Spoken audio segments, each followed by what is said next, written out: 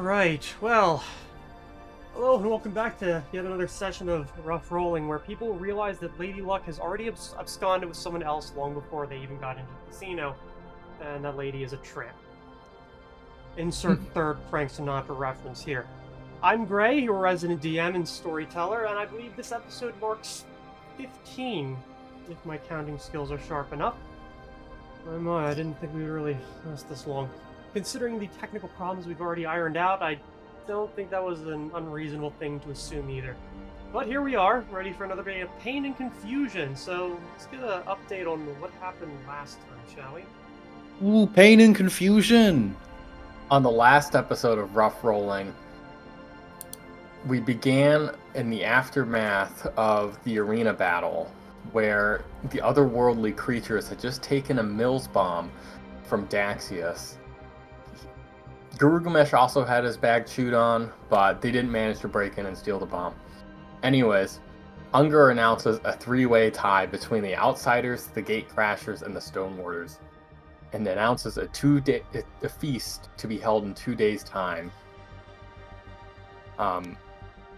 As you know, we were helping Daxius collect all of his belongings into a hobo sack. Talia and John Luke walk into the arena to, inspect the samples of the dead spectral dog. Ulrich is still irate over the whole scenario, but John Luke makes up his mind to try and figure out what exactly this creature was. And the party shares in the information to him that they did steal the Mills bomb, leading to the belief that it might be an extra-dimensional creature. Fernix and Sven collect samples to study later, and Talia wishes the party well, but also informs them of a high-ranking society member coming into town. But before we made our departure, Sven had to throw in some snide comments about Garugamesh, about, probbing noble people in the town, which did not happen at all. And some very prejudiced things were said against Garugamesh, and I really didn't. I mean, the entire party didn't think it was fair. But, anyways, to celebrate, we all decided to go to the Lion and Lady, but not before Garugamesh dragged Daxius off to the Narrows Trade House to attempt to bother Siegfried Ash, unsuccessfully. Garugamesh did successfully challenge that coward to an arm wrestling match that he was not there for, but some shopping was done, and on the way out, Daxius did draw some lewd imagery on the store's golem, which may or may not come back to bite us. There are a lot of things we did that could come back, but now at the Lion and Lady, Sven orchestrated a singing competition, which went pretty well, but I think Sven stayed in the bar far too long to facilitate that, leading to a late morning for him, but more on that later. The party discussed the events of the arena, and the next morning, Vic and Guru go to the library. Vic researched the religious beliefs of dragons, and, he also found an elven story, the story of Vestamar, an elf seeking power through a cursed book. He sacrificed people to gain that power. It was kind of went in with the murals found in the Temple of Vase, but also researched for the travel logs of the Gravelands. The librarian did mention that he would have to seek elsewhere for those, but in the meantime, Daxius prepared for the day with Fernix, while Sven slept off the previous night. They got ready and headed for the Royal Academy Library themselves. And once leaving the library, Garugamesh stopped by the kilns to visit the Temple of Tychon to give to pay his respects to his deity. Daxius and Fernix arrive at the library to see Vic buried in a pile of books. They're there to research the creature that took the Mills bomb, and Fernix ends up doing research on just different dimensional planes outside of the material realm. Eventually, they return to the chapter house to wake Sven, where they find Garugamesh waiting with a bucket of water outside his door, because he wants to give him a drink. But Daxius refused to open the door because it was magically locked, but the drink of water was really a bucket of water to be thrown at Sven, which he found out when the door was opened, and a fight ensued again between Garugamesh and Sven. The tensions were really building the last session, and it was really well deserved. A wrestling match ensued, and Sven hissed and got really wet, and he was eventually pinned by Garugamesh, and it was really humiliating for Sven. Like, I would really not want to be Sven, but Yeah. That is pretty much where the session left off. There's a tar barrel carry later tonight, and I think the day is just getting started. Pretty much. It's a good summation, even if there is a lot of creative liberties taken by its author. No, that's exactly what happened. People who don't believe me can go back and watch the YouTube stream. Yeah, we'll see. So, So, and that we broke a record. We hit 30 views on that episode, and I do want to say we all need to like and subscribe. Smash that like button, share with your friends. If you're not doing your part, we don't want you as a viewer. Don't say that. now I can't tell if it's Garugamesh talking or John. Yep. Need to remember to say that at the beginning and the end of every episode. We don't want you as our viewer part, or like and subscribe. Preferably the like, comment, and subscribe. But Maybe that's we can. Elon Musk asks threatens. Yeah. Threats. Well, we could, if we are going the Elon Musk route, we could just call our viewers pedophiles. But I don't think that would help either. Saying they're blackmailing us with views and tell them to fuck themselves, and then look awkwardly around as if you were expecting some round of applause. Oh, are you talking about Jeb Bush's "Please Clap"? No, this is actually worse. Oh no. Anyway, Speaking yeah, of the... Go ahead. it is worth mentioning that in addition to that, we behind the scenes spent some time doing some purchasing and upgrading with the winnings from the gauntlet. Yep. Or not the gauntlet, the arena. So rather than spend 5 to 6 hours shopping and bookkeeping, and most likely arguing about how the money is going to be spent, we just did it in the background. Yep. It's not normally how the money is spent where we argue, it's how it's going to be split up. True.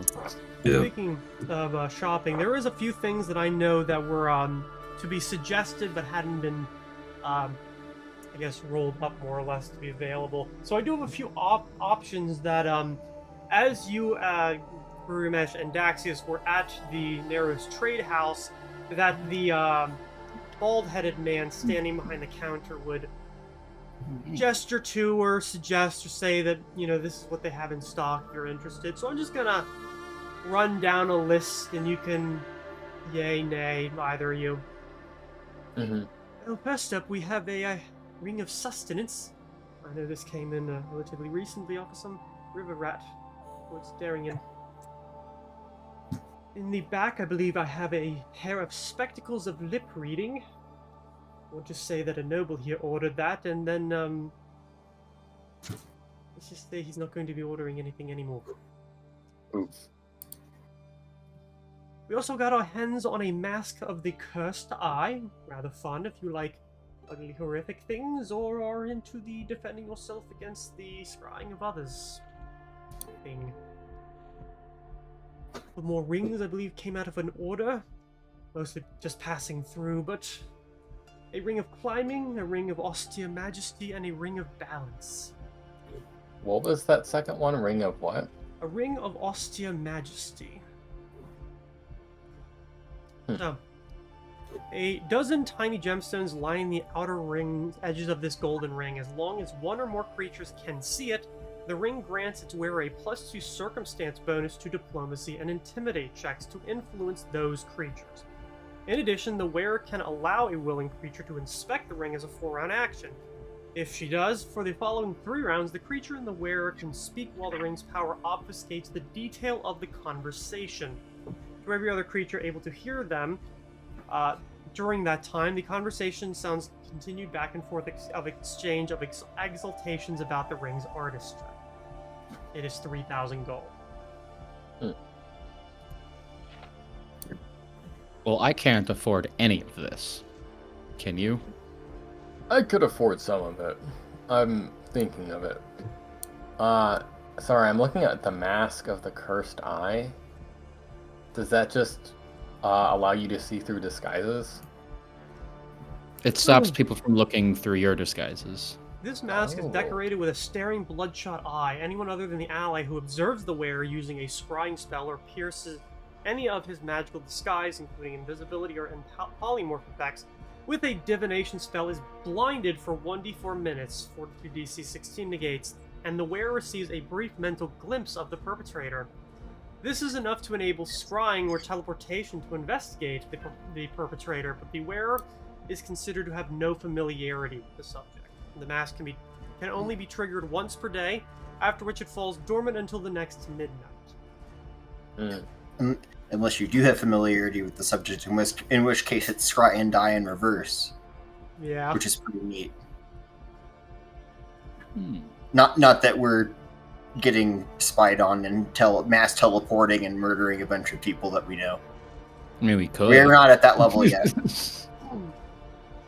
Yeah, Not we'll get yet. there. Always fun though.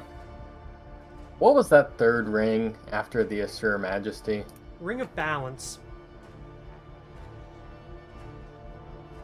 Sturdy Ring allows the user to ignore the non-proficiency penalty for using a particular type of improvised weapon, such as a crowbar or a pitchfork, and grants a +1 enhancement bonus on attack rolls with that item as though it were a masterwork weapon.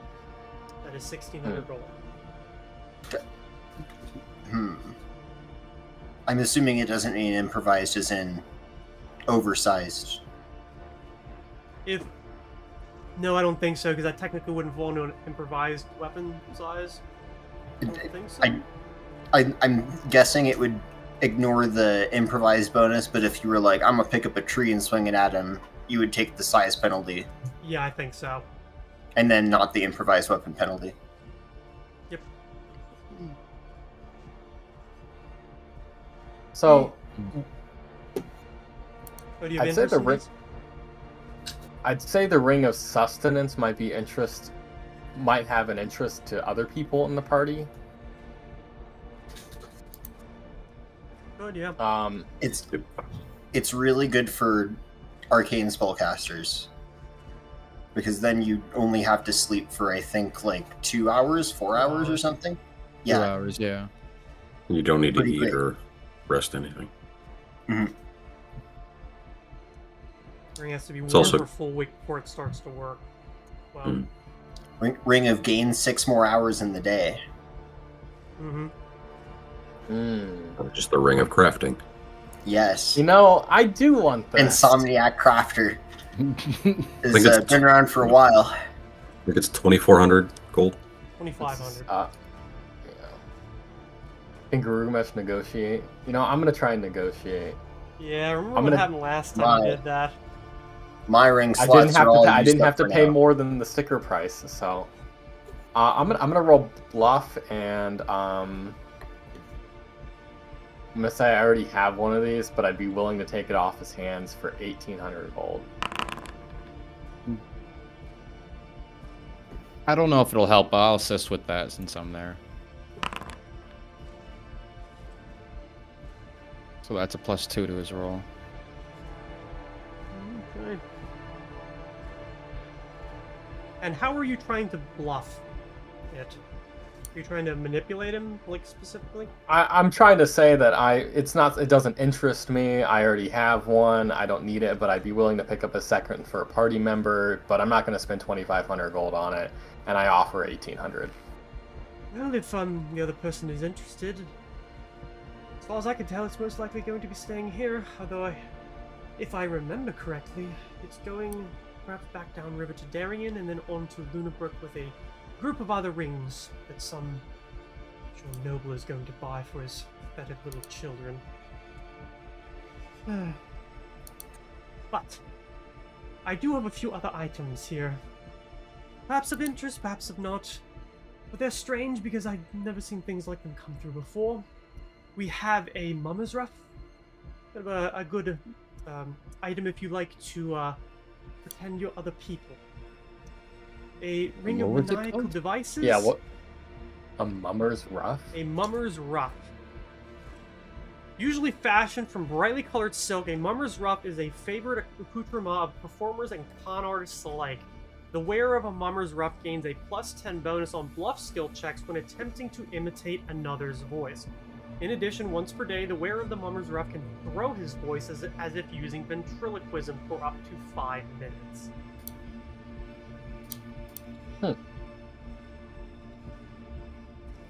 Huh. I mean, I'm not interested in it, but if it's not 500 gold or less, I can't buy it. Well, I mean, if it's something you want, you need it. I mean, it's not like you're going anywhere. So Yeah. we can buy it for you. I mean, if I was gonna buy anything, it'd probably either be the spectacles or the mask of the cursed eye. Yeah, the spectacles of Liprian is cool. Were there any more items other than the mummer's ruff? A ring of maniacal devices, and then finally a weapon which I believe came with a tag listed the Judge's Retort. The judge's retort. He Interesting. turns to look at the, excuse me, this is the one with the glasses, the bald man, who is not the one that's been speaking to, he's the dumb one, and says, "Go get the toy, you know the one." And the bald man just kind of looks up from his teeny little book and says, "All right." Steps back. The bespectacled man who's been like speaking with you just kind of gives one of those like salesman smiles of like, we'll be worth it in just a second. Mm-hmm. Maybe less than 30 seconds later, the bald man comes back with a big fucking hammer, with the head shaped like a judge's gavel. This one? Yes, I believe that is the one. Thank you, Curly. The design is certainly loud. I believe it was taken off of either an Inquisitor or a Paladin to a Zarian. I would not be shocked by either. What else can you tell me about it?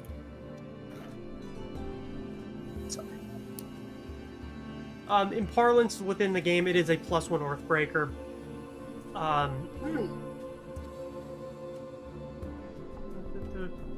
Once per day, the wielder may speak the command word and name a specific crime he believes an individual within 30 feet has committed. Whenever the designated target takes damage from the judge's retort, the target must succeed at a DC 13 will save or immediately and truthfully confess its innocence or guilt in the named crime. If the target can speak the same language as the wielder, or it must confess it in that language. This effect lasts for 24 hours or until the creature fails its will save, whichever comes first. That would make a really good birthday gift for Vic. I think he would not enjoy having to touch any weapon that isn't Fenrir. So. Fair enough. How much do you want for it? The Earthbreaker.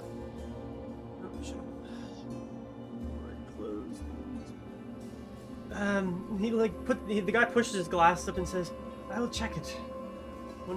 Came in actually today." And he goes over, like, pulls the hammer out of Curly's hand, and then you can see it like fall a little bit. Oh god! And then he turns it over to like read the tag, and it says that boss wishes to collect 5220 for it, and it didn't come off of a Inquisitor or a Paladin. It came off of a Hell Knight.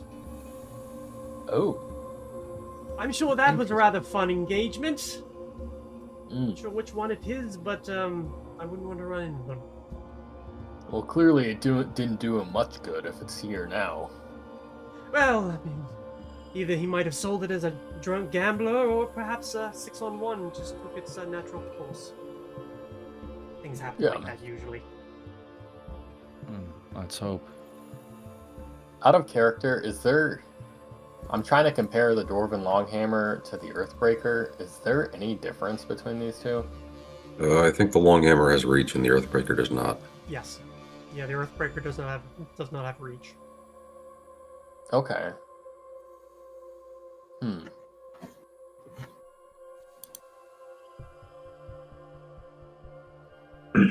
I assume there's no alignment restrictions on the weapon either. No. Luckily, no. I don't know. See, the So I thing don't think is, that- with Hell Knights, you don't necessarily have to be evil, neutral, or good as long as you are law-abiding. That's what I meant, like lawful. Yeah, Oh. there's no like alignment. It's not like it refused to use it as like if you were chaotic or neutral. But something tells me that somebody who doesn't fall into those or doesn't work one of those kinds of professions probably isn't going to be using that feature on it often. Yeah. Yeah. It's tempting, but for 5,000 gold, I really do think I'm gonna pass. But the Ring of Sustenance, I'm still interested in. Well then, the price on it. You can always come back and try and negotiate with the boss, but I'm sure you're not going to fare any better there. I will say, I feel Especially like that. given the note that that you're about to pass on to him. Oh, I he will hasn't say read it that- yet? Well, no, this is actually in the same scene. Oh, it's in the same scene. Yeah, it's in Okay. the same scene, so that hasn't happened yet. I will say that I think that Sven is probably the best with the Ring of Sustenance. That way he can keep watch through the night and he has dark vision. Yeah, but I plan to use it to make money.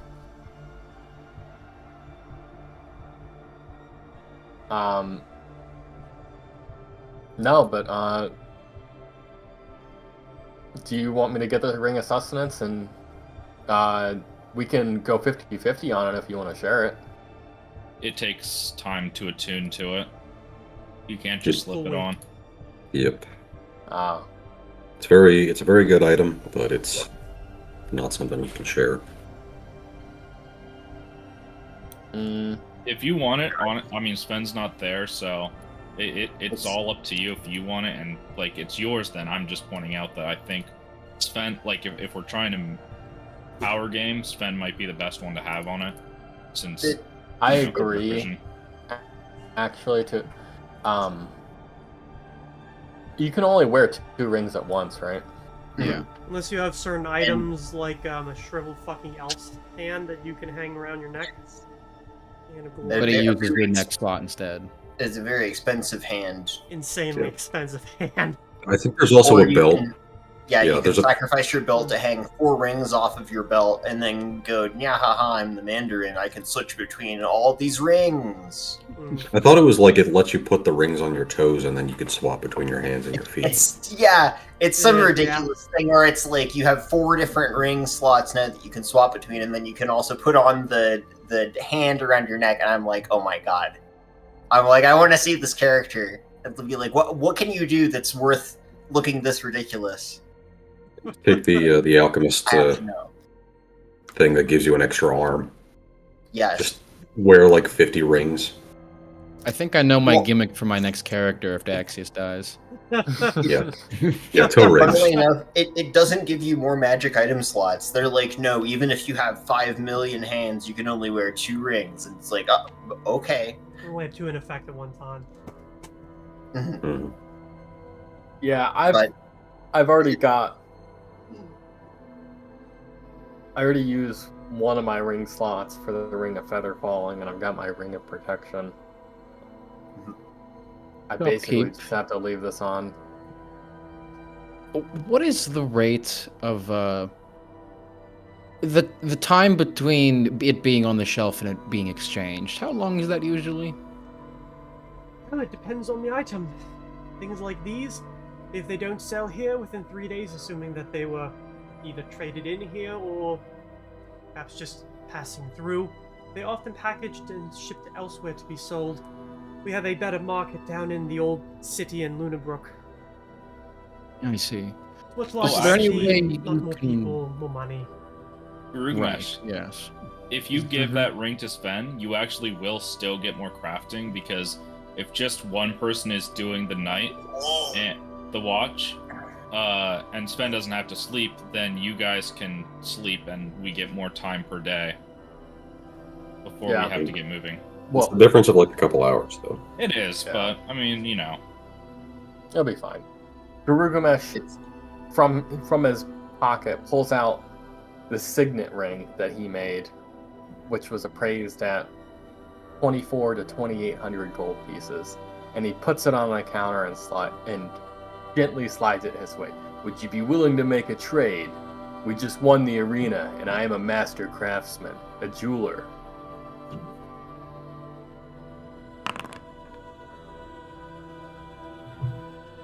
He picks it up, looks at it, kind of like sets it down, then like kneels down to like grab at something, and then he comes back up with a jeweler's loop and puts it to his eye and looks at it. Remind me, what are the details of the item? I bought the original ring at auction, and I reworked it to add value.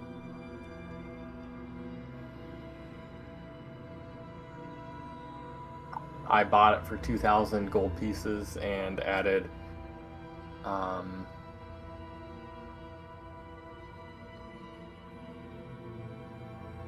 don't know what I rolled on it. I didn't write that down.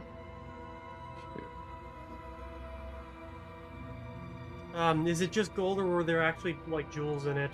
I can't remember either. A lot of this stuff is. It would you'd have to go back. I know you had it written down in your notes about what was at auction, because I did buy this ring at auction and reworked it. But it's a signet ring, and it has like some sort of symbol on it. So.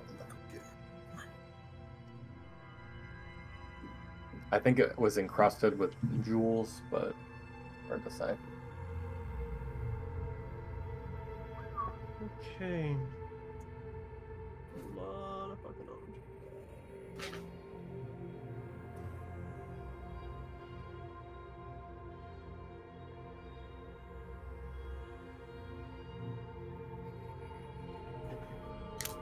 It was actually the first thing that you put up, at least according to my notes here.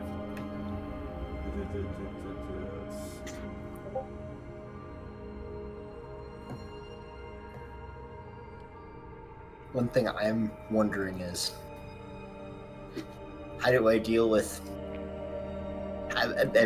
all the magic items being so heavy? Yeah, I mean, when your carrier weight is like, what, No fucking knows. 30 pounds? Will people be mad if I just if I figure out what the lightest possible clothing is to scrimp on that? You could just wear nothing. Yeah, Get some Nothing. get some muleback cords. nothing but my fancy jacket and my chainmail. I mean, chainmail is pretty covering. You just see you see Fernix walk out of the clothing store with just a big sensor bar, and that's it. But yeah, the true degeneracy is wearing no pants, but wearing a shirt and shoes. Oh my god, yeah. So we're not going with that. I'll deal with medium encumbrance, maybe. Yeah, the muleback cords are kind of the opportunity cost of dumping strength. Is that made after or before the rule change? It was made before. Okay. That's what I thought. I can just drop a first level spell on Ant Hall. I even had a first level spell left when we were out of the arena. Oh shit. Yeah, would Fernix have even been able to carry his gold back to the shop? Well, no, that's why I have a horse. Mhm. Oh, I see a couple. But I can't- behind you. Yes, big boy. Whoop. There he goes. He finally puts it down and says, "Well, I generally don't make these kinds of decisions, but I will make the trade. And if the boss has a problem with it, we know where to find you." He could arm wrestle it back. I don't think you'll see him coming. So, Mm. All right. Very cool. Did I ever- Barry, you know, Barry, if you just want to add that into your inventory, The Ring of Sustenance? yeah. Heck yeah. Thank you. I love that you're trying to pick a fight with somebody who could kill you in one punch. I love it. Yeah, did I ever find the clip of Skip's like body slamming Rigby through the table in the arm wrestling match? Yep. Yep. Yep. That was a fun episode. As for me, I don't quite have the funds right now, but there are 4 magic items that you presented that I am very interested in, namely the Ring of Maniacal Devices, the Mummer's Ruff, the Mask of the Cursed Eye, and the Spectacles of Lip Reading. If you could keep those on in a separate section for me, and I can come back and purchase those in a few days' time. If you don't hear from me... Yeah, sir. Yeah, no, go ahead. If you're just looking for the disabled device buff, there's a way cheaper way of getting that same amount. What is it? Fair enough.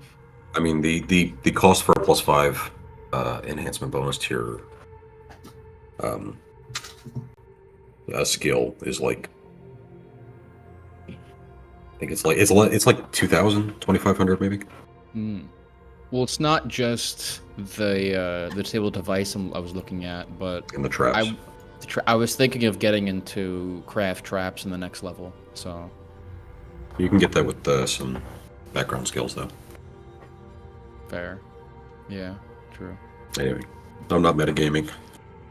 Yeah, Just it's suggesting. all good. Oh, I forgot to mention, Barry, We're on top of how will you be paying for this ring? You'll see in a moment. Maybe I'll with a see nice it on- hammer With an that he found. Guys, I'm gonna get it appraised this session, I promise. Not appraised, identified. It's already been identified. Yeah, I believe. thought we Oh, identified has it it. been? Yeah. I think If you can read the Rubik description did of your it, like inventory. standing in the courtyard outside of the gauntlet entrance. Yeah, It's not Barry on my was sheet. holding it up. It should be on someone's. I did think we got that. Or it's on the caravan. Vardo? It's not on my sheet. It might be in the Vardo, actually. Because I don't Shield recall splitter? anyone- Yep. Yes. Yeah, that's it. Yeah. Yeah, impact I is don't- like insane to have. I was like, I don't think we have an abundance of magic hammers. I mean, Garugamesh, if you want it, you can have it. I don't mind.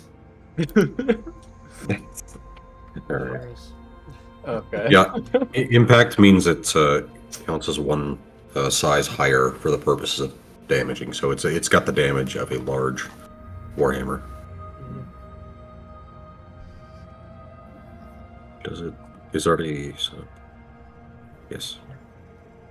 Yeah. So if you were looking for the 2d6, it would basically be the same damage and the crit range as your current hammer, except it would be one-handed, so you could have a shield if you wanted, and it does not have reach.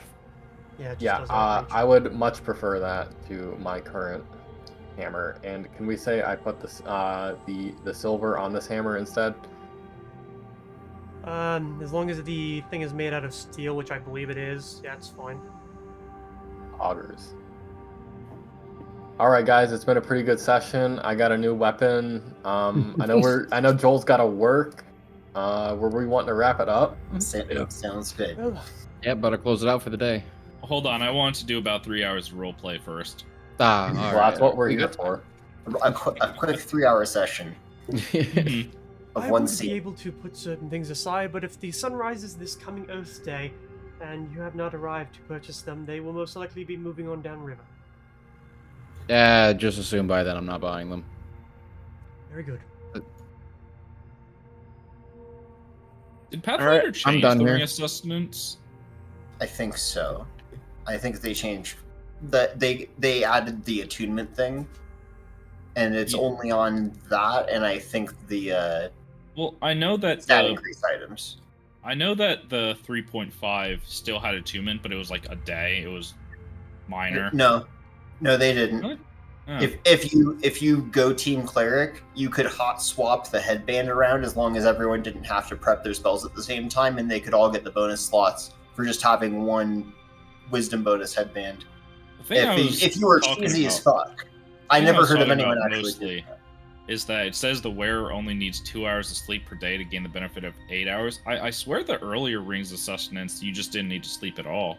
No, you did need at least 2 hours. Hmm. Elves, I think, probably got away with not sleeping at all because it reduced the time. Oh, okay. That makes sense. And why would you not be an elf mage in 3.5? Are you kidding me? Free spell penetration. Come on. What are we doing here? Are we throwing our spell slots away? You know, I'm very excited to get to have to deal with SR. Oh yeah. Mm-hmm. I seriously considered picking up a penetrating metamagic rod, but I was like, you know what? How much is We that? haven't had anything. 3,000 Oh, that's for, not bad. for 3 plus 5s a day versus spell resistance. Which I'm like, but at the same time, I cast a lot of buff spells, so I was like, if I'm getting close enough to like try to bestow curse on something, I'll just deal with the spell resistance at that point. I think you Get might desperate, have interest in picking it up. maybe. I found something just as good. Okay. Promise. Okay. Especially now that I'll be apparently spending an extend slot on Ant Hall, so I can have the privilege of carrying my gear around. Quick couple questions. How much can I sell the Dwarven Longhammer for? I was going to add it to the party fund and the Vardo. Half its basically half its value. I thought it was like we changed it to be like 75%. If he makes the right checks, yes, but those checks are much harder to get. But you can always be guaranteed 50%. Okay, how do I make the checks? It is a diplomacy check. All right, I'm not going to make that check. Yep. I was gonna say, because Can if you you fail use- it pretty badly, they'll actually offer you less. Can you use magic rods with scrolls? Okay. Don't think so. No, I think Does- it's only No. that you can cast. So Yeah, does that one's. It's 2370 or 2370. Does that sound right for the value of the Longhammer? Yeah. Plus one weapon is 2,000 plus 300 plus the spells or the weapon's value. Okay. And then technical question. I was using my full attack with the shield breaker and it was only attacking once. I wasn't sure why it was doing that. Is that... Are you attacking as a, like, pressing the attack button in the inventory section or the combat section? The inventory, but when I Okay, do so it if with you go into the... You have to Go- create an go- attack first. Yeah. Go to the weapon, right-click it, go to Details, and then there should be a Mhm. button that says Create Attack. If you go down, Mm-hmm. press that Create Attack button, Okay. Oh, I see. Okay. then go to your combat section, and then try again.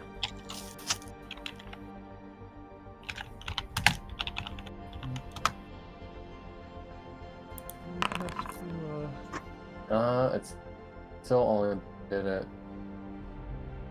once. Platform is set up correctly. It is not. That would be why. Oh. That. We don't need extend on that at all. There It's you 2 go. hours a level. Now it's set up. Okay. There's that formula if you need it. Nope, good to go. There we go. And then one other thing, because I'm totally inept at this game, is the Longhammer gets a +7 to its Wield two-handed. I don't know. It's like the damn. Oh, okay. That'd be strength and a half, whereas one-handed it's just strength flat. Mhm. Gotcha. Okay. Yeah. That makes sense. Yeah, And I that's- kind of run into that when I'm setting up NPC characters. I'm like, why the fuck can't I get this? Oh, right. Yeah, so if you right-click it, you can change the held for normal and two-handed in the attack details in the detail section. So if you don't have a shield, Oh, you I don't plan on using a shield, you can do that. Yeah, I'll probably keep it one-handed so that way I can use both my claw attacks, because I had been only able to use one unless I had the ghost hand. Theoretically, you can take your offhand on and off a weapon an infinite number of times in a single turn, to the point where you can do it so many times that you can break the sound barrier and/or the speed of light. But Limit on All free the actions. NPCs. yeah, Reasonable limit on free actions, unless we want the guy with quick draw dropping a million shurikens and making a wall around us. As Can't I just imagine why move with monk speed. Flashes us. We'll have to look at it later because Not like when that. I switch it to two-handed, it doesn't change the attack bonus You have to do that or manually. damage bonus. Okay. You scroll down to the damage modifier and it will change from strength 1 times to strength times 1.5. Mm. And then it does it. But I think you can also do it if you press. Oh no, ignore that. So if you there's the use attack function that pops up whenever you click the attack button. You can do the damage ability there as well.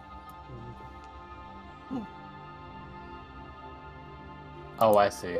Okay, that works. And I'm going to add 1,185 gold into the Vardo fund.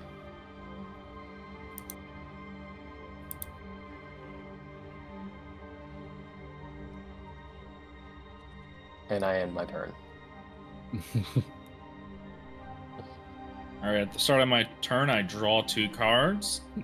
Oh, wrong game.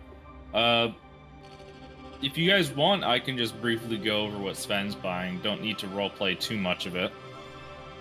Sure.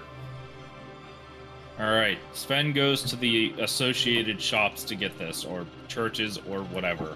It's quite a lot of It from things. a lot of different fucking people, yeah. Yeah, Sven's taking a while today. However, there is a separate list of the more expensive stuff that I would like to petition the party to help fund, because that part is more expensive. And also, there's one big investment that I think would be a good investment, but that definitely, that depends on if the party wants to fund it or not.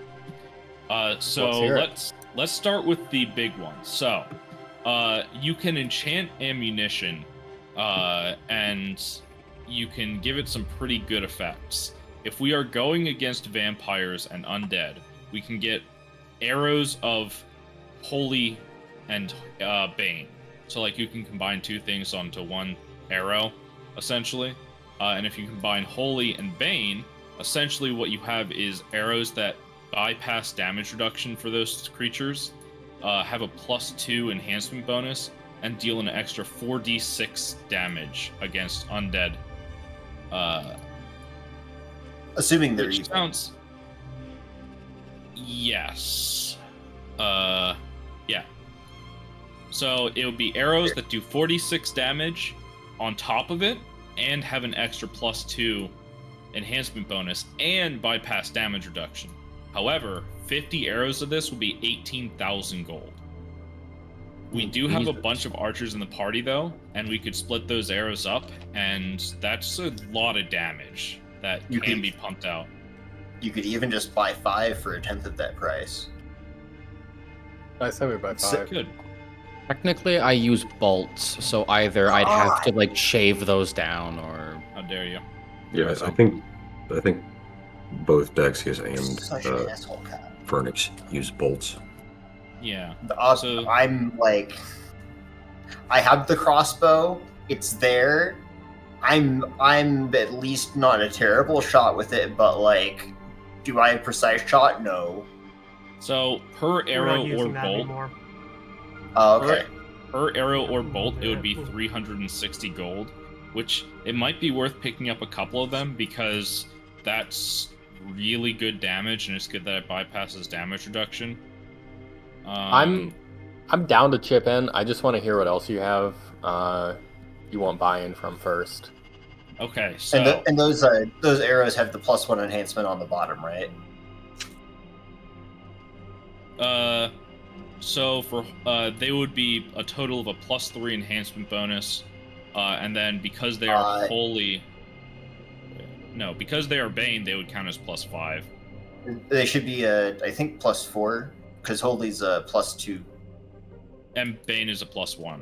Yeah, No, Bane is and plus then they need +1 to accept any special enchantment.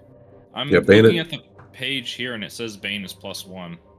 Yeah, but you need a flat +1 enhancement bonus in order to have any of those. Mhm. Like, you can't just have a Masterwork Flaming Longsword, it has to be Masterwork +1, so it's 8k. You mean Bane the spell or Bane the? Bane the Special weapon ability. enchantment. Yeah, Are we that's not talking the- about the With the same plus two. ability as a spell. With the same Yeah. name as a spell. It's +2. I'm looking at it Yeah. right here. Oh, I mean, Bane is ammunition. +2? Ammunition special abilities. You gotta scroll down to there. Is it? Okay, so it's not the regular one. It's specifically the ammunition one. Yes. Why would it be +2? Because it adds +2 to the enhancement, but only against one creature type. I'm like it. I don't know what I'm to tell you. convinced It's the FSP is messing up because I did see some odd stuff on there, but Well, no, Bane's I'm thing is like- it counts as +2 above. So yeah, it's a stacking +2. because I'm pretty sure Holy is +2 for 2d6. yes. It is, yeah. Yeah, because it applies to a wider spectrum, and then Bane is like that. No, that thing specifically, No, that it's thing still, needs to die. it still says +2. I'm looking at the Oh, ammunition God. special abilities. It's +2. Okay, Yeah. Are we looking at the same Well- site, D20 PFSRD? Okay, let me take a screenshot. I'll Barry, take a why don't- screenshot too. why- Share your screen. like I'm remembering, but I'm like I could remember wrong, or they could have changed it. I mean, hell, the item I was looking at, I was like, oh, this is 2 uses a day right now. I was thinking of a different item that you pour potions into, like it's some sort of a hungry plant. That's not the bonus that the Bane gives. That's the bonus that it costs to add. Yeah. Then why would you? Yes, that's what we're. So No. the We're- price is a +1 We bonus. really Why are is doing the- two different things. My fucking god. The price is a No. +1 bonus, No, yes. Yeah, that's what we're Yes. talking about. So it's a total of +4, is what the pricing is that you're basing it off of, and then No, a I- 50th of that is the price per arrow or bolt. Yeah, I Which thought we were talking apparently about the can't- actual bonus that it attacks, that it adds. Yeah, no, we. No. we Oh my god. It's a +3 more to hit, and +3 more to damage, assuming it's the thing that Bane's against, and then it adds 2d6 more on top of the another 2d6 from Bane. So it adds a big old chunk of damage. The caveat being they are 1 use, but at the same time they only cost like 300 something. So compared to my nuclear death arrow that could have just been saved against and wasted 1,000 that way. It's a more reasonable investment. You get 3 attack rolls instead of 1. So anyway, that's the big boy investment that we as a party would have to put money into because that's a little pricey for just Sven to finance. Then there is so Sven has a big shopping list of stuff. The part of it that is more expensive, and all these things are going to the party, right? So this is communal. It's not just for him. So the expensive part of it is another Cure Light Wounds wand. 2 scrolls of heal, which is a 6th level spell. Yeah. Heal is the thing where And does anyone even have 110 HP? I thought it was like 150. It's Maximum 110 at 150. minimum. Oh, okay, yeah. but it also cures a lot of conditions. It does, but there's cheaper spells that can do most of those. That's fair. That's agree. why I'm like, I appreciate it. At the same time, I'm like, well, I can take that out then. Like I said, I'm just going through this with you guys to hear what you think and like. it does have a use offensively against undead specifically, and it doesn't have the safety net that harm does, where it's like, oh, it'll only reduce you to a D4 HP. No, if they fail to save, they could be straight up toast in 1 hit. But then I have to pull out a scroll and like go up and be like, here, let me. Oh, but it is even if they save, it's half damage instead of Yeah. full, which is a lot of damage. 55 straight to the face is nothing to sneeze at. So not a bad idea to keep those for both the duel of if we need to use them to heal or to use them offensively, because that is a lot of damage that's like guaranteed. So something to think about. A wand of detect undead. I feel like we might get a lot of use out of that. 6 scrolls of Searing Light. And then Searing Light is a spell that is essentially a mega fuck you vampire spell. It basically does a ton of damage versus vampires. 4 potions of Suppressed Charms and Compulsions. Which would essentially give us big bonuses to our will saves. 2 scrolls of Positive Pulse Greater, which would do undamage to undead in an area and then also give us like +8 to our saves. 1 scroll of Undeath to Death, which is essentially Circle of Death except for undead. And then 2 potions of Channel Vigor, which would give us a +4 to our... I'm sorry, a +6 to our will saves. And that list right there that I just said is about 13,000 gold, which I'm willing to have Sven pay for a lot of that, but having people chip in would also be very nice. But those things, I think, would really help us against the undead, or the vampires. Cool. I can chip in like 100 gold at most, but I don't have a lot. I kind of spent all my money. That's fair. Can Channel Vigor be done by a potion? I think so. But I If think it's, we would have... It has to target 1 or more creatures or objects. Well, I know there's some that don't work like that. They have weird rules, but if you drink the potion right, then you're the only target. But whoever casts the potion, the spell in the potion, still is like a player, and they made all the decisions when they made the potion, how the potion's going to affect you. So, for example, Shield Other, I didn't think could be a potion. It turns out it totally can. Just normally it would be stupid to brew it, because it'd be like, here, let me sell you the Shield Other potion. And then you drink it, and you're not within close range of the caster, it just instantly dispels it. So you're like, well, but if I'm right there, and I'm like now, and then, yeah, it's where I'm like, oh, that actually seems like it could be kind of useful. Yep. Or I found a way. Yeah. So Channel Vigor cannot be a potion because it has a range of personal. Ah, okay. Yeah, it can be a scroll. Yes. Could be, but the duration on it is short enough that I don't think we would really get much use out of it. Be 5 rounds. Yeah, which... And it's personal, so you'd need to be in a position where doing it on yourself would be a good thing. I think there's better options, so I will just remove that.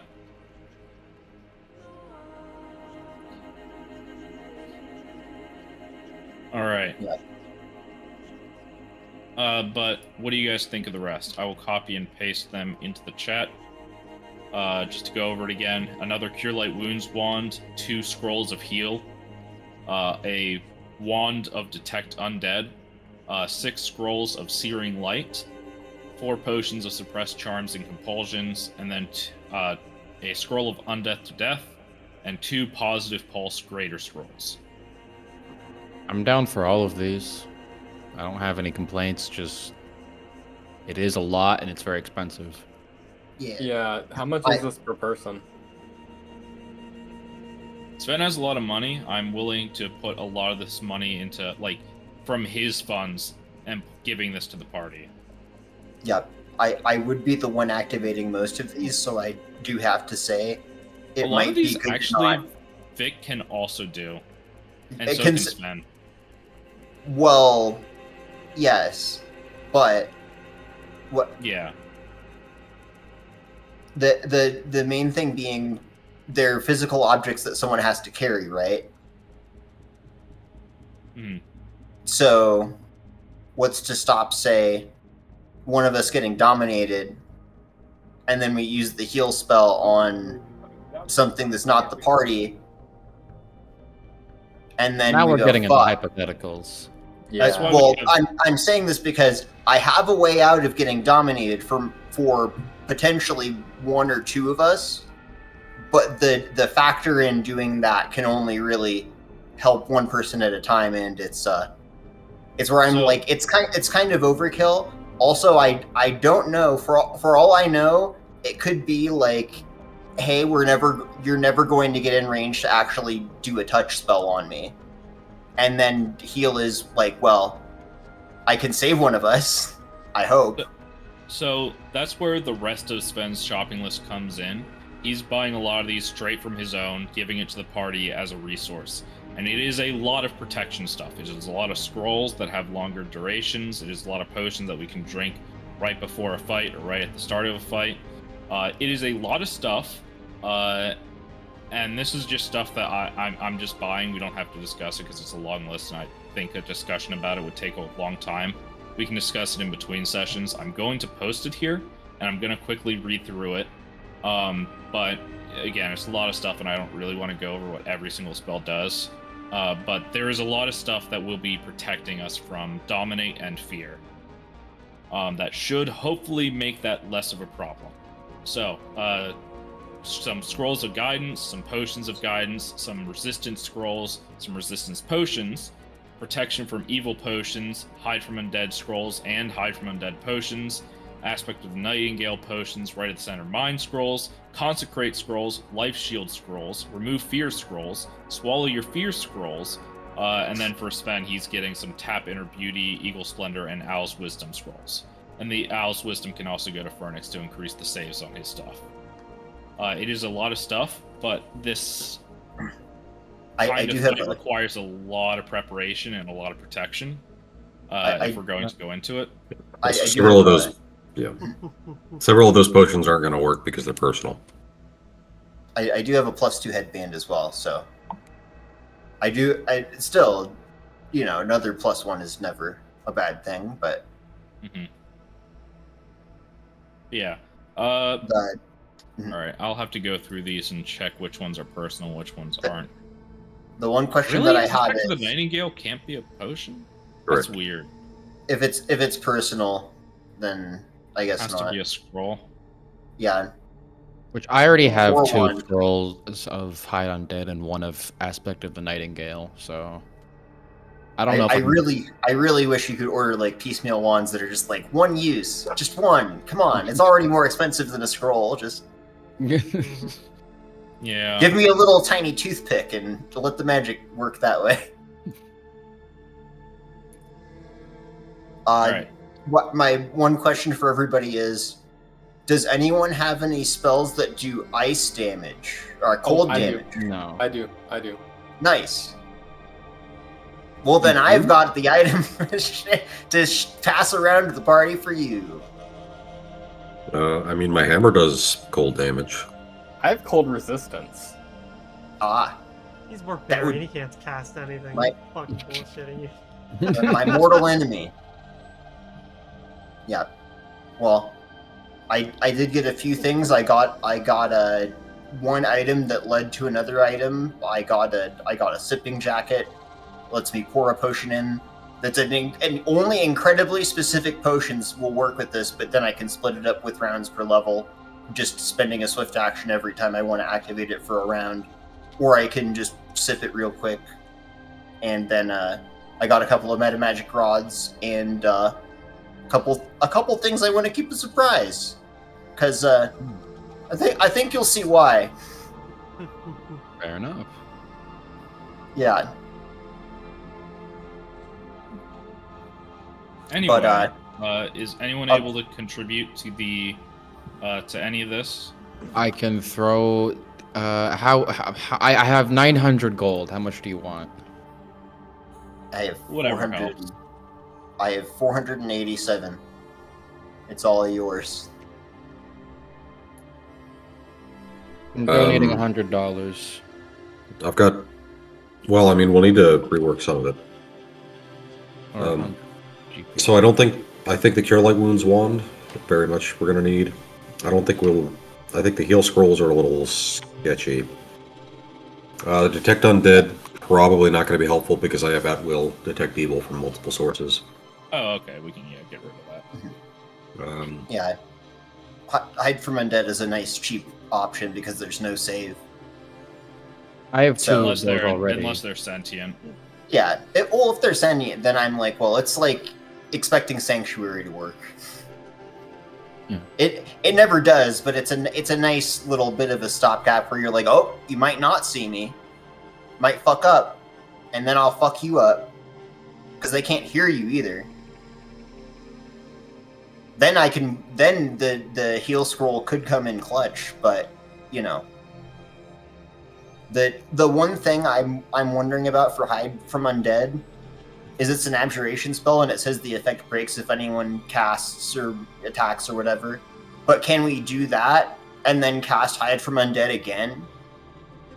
Yeah. Theoretically, yeah. Because now it's a new spell, and as long as it's until the attack. Mm-hmm.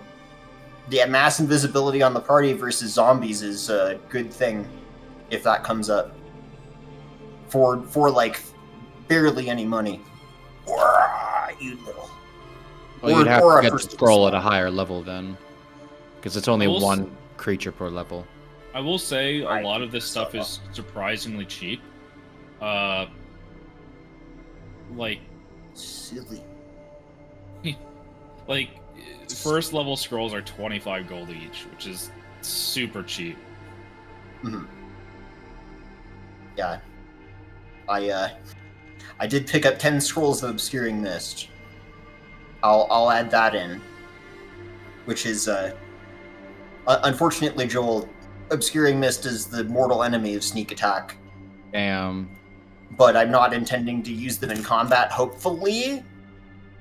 But at the same time, unless undead or vampires can see through mist, then it might be a way to avoid everyone getting dominated in a bad situation. Fair enough. I did buy some smoke sticks, and that does affect obscuring mist. I don't know if you'd want Mhm. that, but Oh, no, that's fine. okay. I'm also But I was just gonna say all it does is make it so that it can't be dispersed by fire. That's all it does. Mhm. Continue. I'm also like slightly hesitant about the greater positive pulse because it's really not that much damage, and channel negative energy or channel positive energy to damage for Phoenix is the same amount of damage, and it doesn't cost Yes, several hundred however- gold. However, the greater one gives you a +8 on saving throws. To resist death effects, energy drain, negative energy, and effects directly caused by haunts. Yeah, I think Death Ward is maybe 4th level, which is expensive, but it's a They do have negative level stuff though. yes. We're just oof. You But that- little.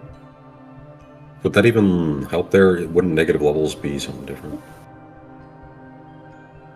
Well, because Yeah, I guess that is one thing. We're having the And the- rules time discussion. So how are negative levels working? And that would also I only need last for refresh. one round. So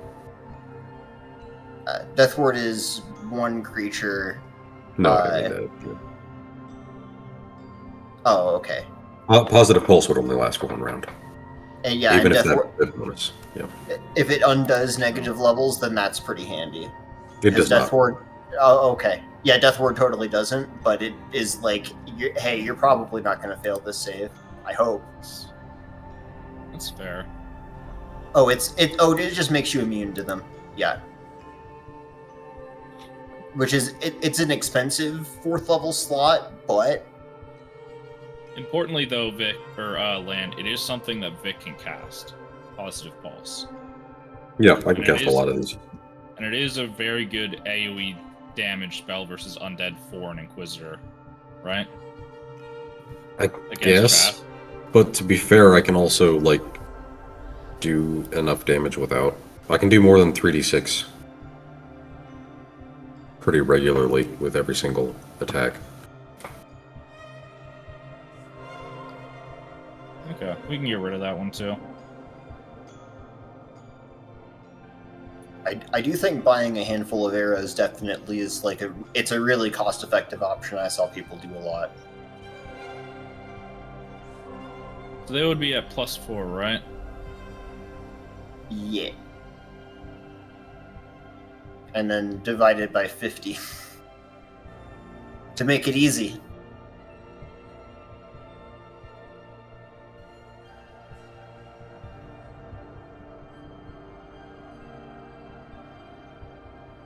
Yep. So, and do they really have to already be +1 if it's ammunition? Yeah. Yep.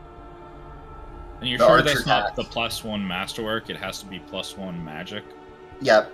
Mhm. Oh, well, it has to be masterwork ammunition too. Okay. Yes. But- Yeah. They never stop charging you more. But it's the price that you pay for being, the best character in the game.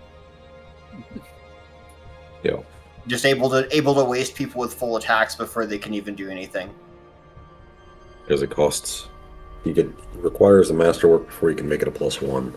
And it requires a +1 before you can add any other enhancement bonuses on top of it.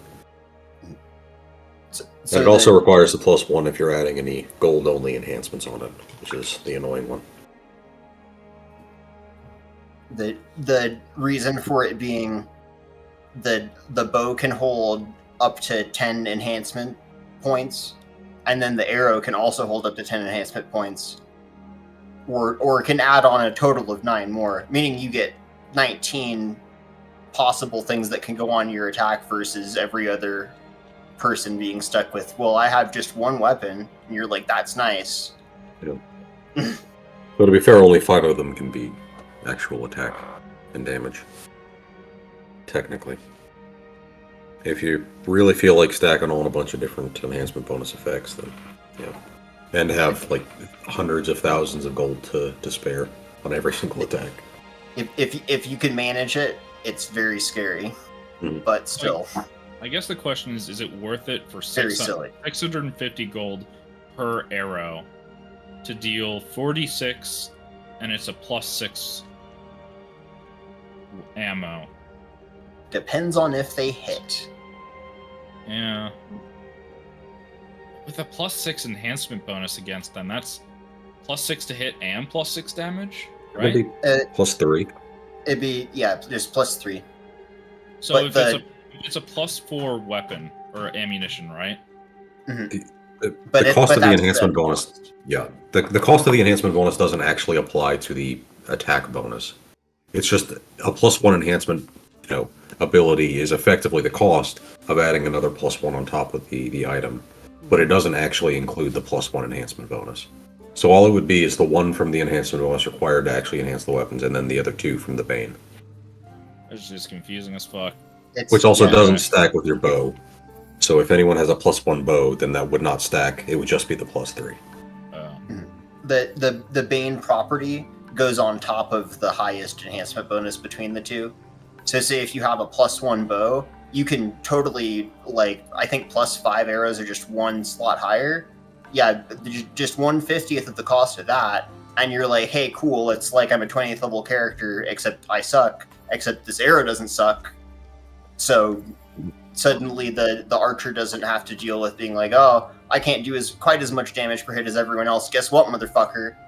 If I throw money at the problem, yes, I can. And I'll hit more often, too.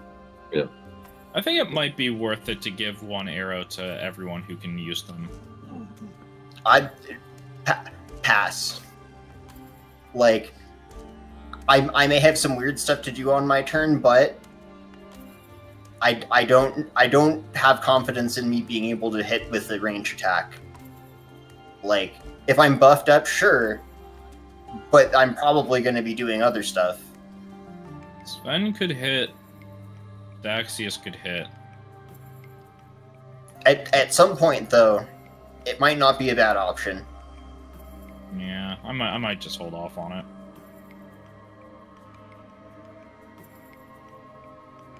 Alright. Okay. I think that's everything then. I'll go through this and take out the things that are personal. And then get back to you guys with exactly what all we will have. But Sven is willing to spend a lot of money on this stuff just to get us geared up. Yeah, I've got some cash left over that I can also contribute. How I've much got a are bit you I- contribute?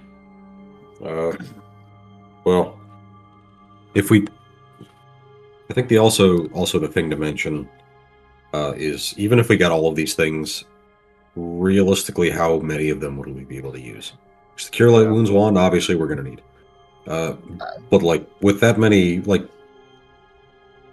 action economy is limited, and with like what 13 different things that we would have to potentially use, relying also on positioning and opportunity. Yeah. It seems like a lot. My So- main thing is like the heal spell is a nice touch, but it's more healing than anyone in the party can take, even if they're like 1 hit point away from dying. And also, it's a touch spell, and vampires can do gaseous form. So, Oh, is it? Yes. which Oh, yeah. I love it being a touch spell, because then if you whiff it, you can go for another swing, and so it's way less worthless than say a ray missing, and then you're like, fuck this. I hate disintegrate. Until That you shit can never select works. and drop concentration. Monks taking specialized feats so they can deflect rays like a fucking Kenshiro. Importantly, though, if the benefit of this is even if it heals more than we have, it still can heal somebody in 1 turn. Yeah, just I'm like, the idea of using it offensively is I'm like, I can reach somebody in the air possibly, but I think I'm the Yeah. only one that can with the touch spell. I would And say even then, that that's not a guarantee. It's like, if she's faster than me, I can't do anything about that. I can slowly like jog up to her and try to touch. I would honestly say probably at the very least cut the scrolls in half Yeah. before I let's would be inclined to spend that much money. Let's do 1 heal scroll at least. Also, wouldn't the Circle of Death or the Undeath to Death be more expensive than that, because you also have to pay for the 500 gold worth of diamond powder? I think I included that, but I might. Maybe you did. I don't have the drop down and stuff pulled up in front of me. Let's see here. So I wanted to do all this stuff between sessions. Yep. Yeah. I don't know why we didn't. Yeah, I did include it. Okay. No, I guess I'm assuming everyone was just busy or something. I mean, I didn't think this discussion would take a while, but that's my bad. you should always add about an hour and a half to any discussion time that you expect from this group, minimum. Fucking seriously. All right. In game, I go to the man and I give him a pint of my blood, and then I thank him, and I pay him 2,050 gold. Also, I think Undeath to Death is probably not even going to be. There's a pretty good chance we're not going to hit that hit dice. Well, it's Yeah, not. It's the, not. the main thing is I'm like, well, I don't know what we're going up against. I assume there are other undead, but what if there aren't? The Undeath to Death would mostly just be for getting rid of chaff. Like, if Yeah. there's a ton of small stuff, then that will really save our asses, because we don't have much AoE. I'm just saying, I wouldn't put all your eggs in one basket, That's why I'm especially getting a lot of assuming stuff. I'm the guy that got dominated last time. What if that happens again? And then the vampire's like, hey, That's why- you should go ask Vic to give you the heal scroll. Hey, you should go over here and heal my guy that your guys fucked up with your heal scrolls that you told me that you have. That's why I have so many different things for I know. redundancies. I'm Because just- that was my thought process, was like, we don't want to have this all on one person. We want to have this on multiple people and like multiple defenses at once. Mhm. What I think we'll probably be okay, unless we're not. But that's the good part, right?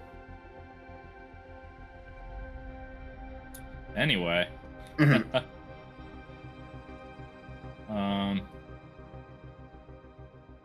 Yeah. We can move on past this, and we can finish discussion about it later. Yeah, I don't think we're going to be fighting anything vampire-wise today, so we can just split another session. Yeah. I was gonna ask I do want to start preparing for it. Mhm. if there are specific potions brewed. If I can be clued in on that, because I have plans involving making them vapes. My God. Yeah, it's a cherry cola healing cloud. Oh. So I've had this for a while, but you know how in Baldur's Gate 3 you can just wing a potion at somebody and then Beat it 'em right like in the head. kills them because Yep. apparently you splash it directly on their face. There was already a feat for that in Pathfinder, apparently, where you can just wing a potion at somebody and it turns into a vapor cloud that they can inhale. Oh shit. Yeah, you can literally bean somebody in the side of the head with a healing potion and heal them with it.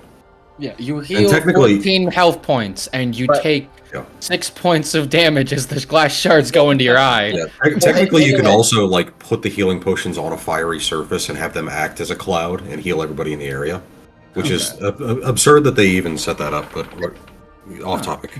There's a one use item that does a different thing that's similar. This one specifically, though, it's like a splash weapon. But for splash weapons, you only have to hit AC 10, which is their square. And that's the way that I'm going to do some fucked up things with potions eventually, but not right now. Because I don't think that throwing Bestow Curse at somebody like that is okay. I think it's kind of fucked up, but we'll see. I would be much more inclined to, I feel like a scroll paste or something thrown in there as well would be very good, rather than dumping everything into just like vampire specific stuff. Because in that case, even if we don't use everything, it'll still be like we can use it later, rather than all of us spend like several thousand gold on one encounter. Yeah. Yeah, that's a good point. Probably stuff that we can like build off of and have stuff for later. Like I'm this, like the stuff Don't that get me helps wrong. with just general saves, that is fine.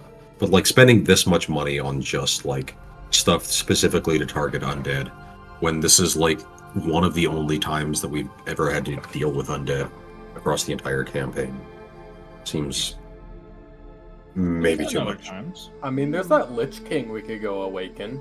Yeah, let's go do that. That sounds like a great idea. I can always I want to fix go do that. That sounds. That If I'm sounds. hearing a like complaint. fun. I can take that into account and start making Listen. some things. Yeah, we're gonna start writing letters. I've had at least a little bit of anti-undead stuff for since session 1, and it's never come up. But hide from undead definitely won't work on the Lich. Unless That's okay. some weird shit has happened. I don't know. Some weird shit could happen. If yeah. he's mindless, then okay. Be Then we kind of- luck out, and we can leave. Be a very strange witch or a lich to be both a master of the arcane arts and also completely brain dead. But I guess it could happen. Something like that. Relatable.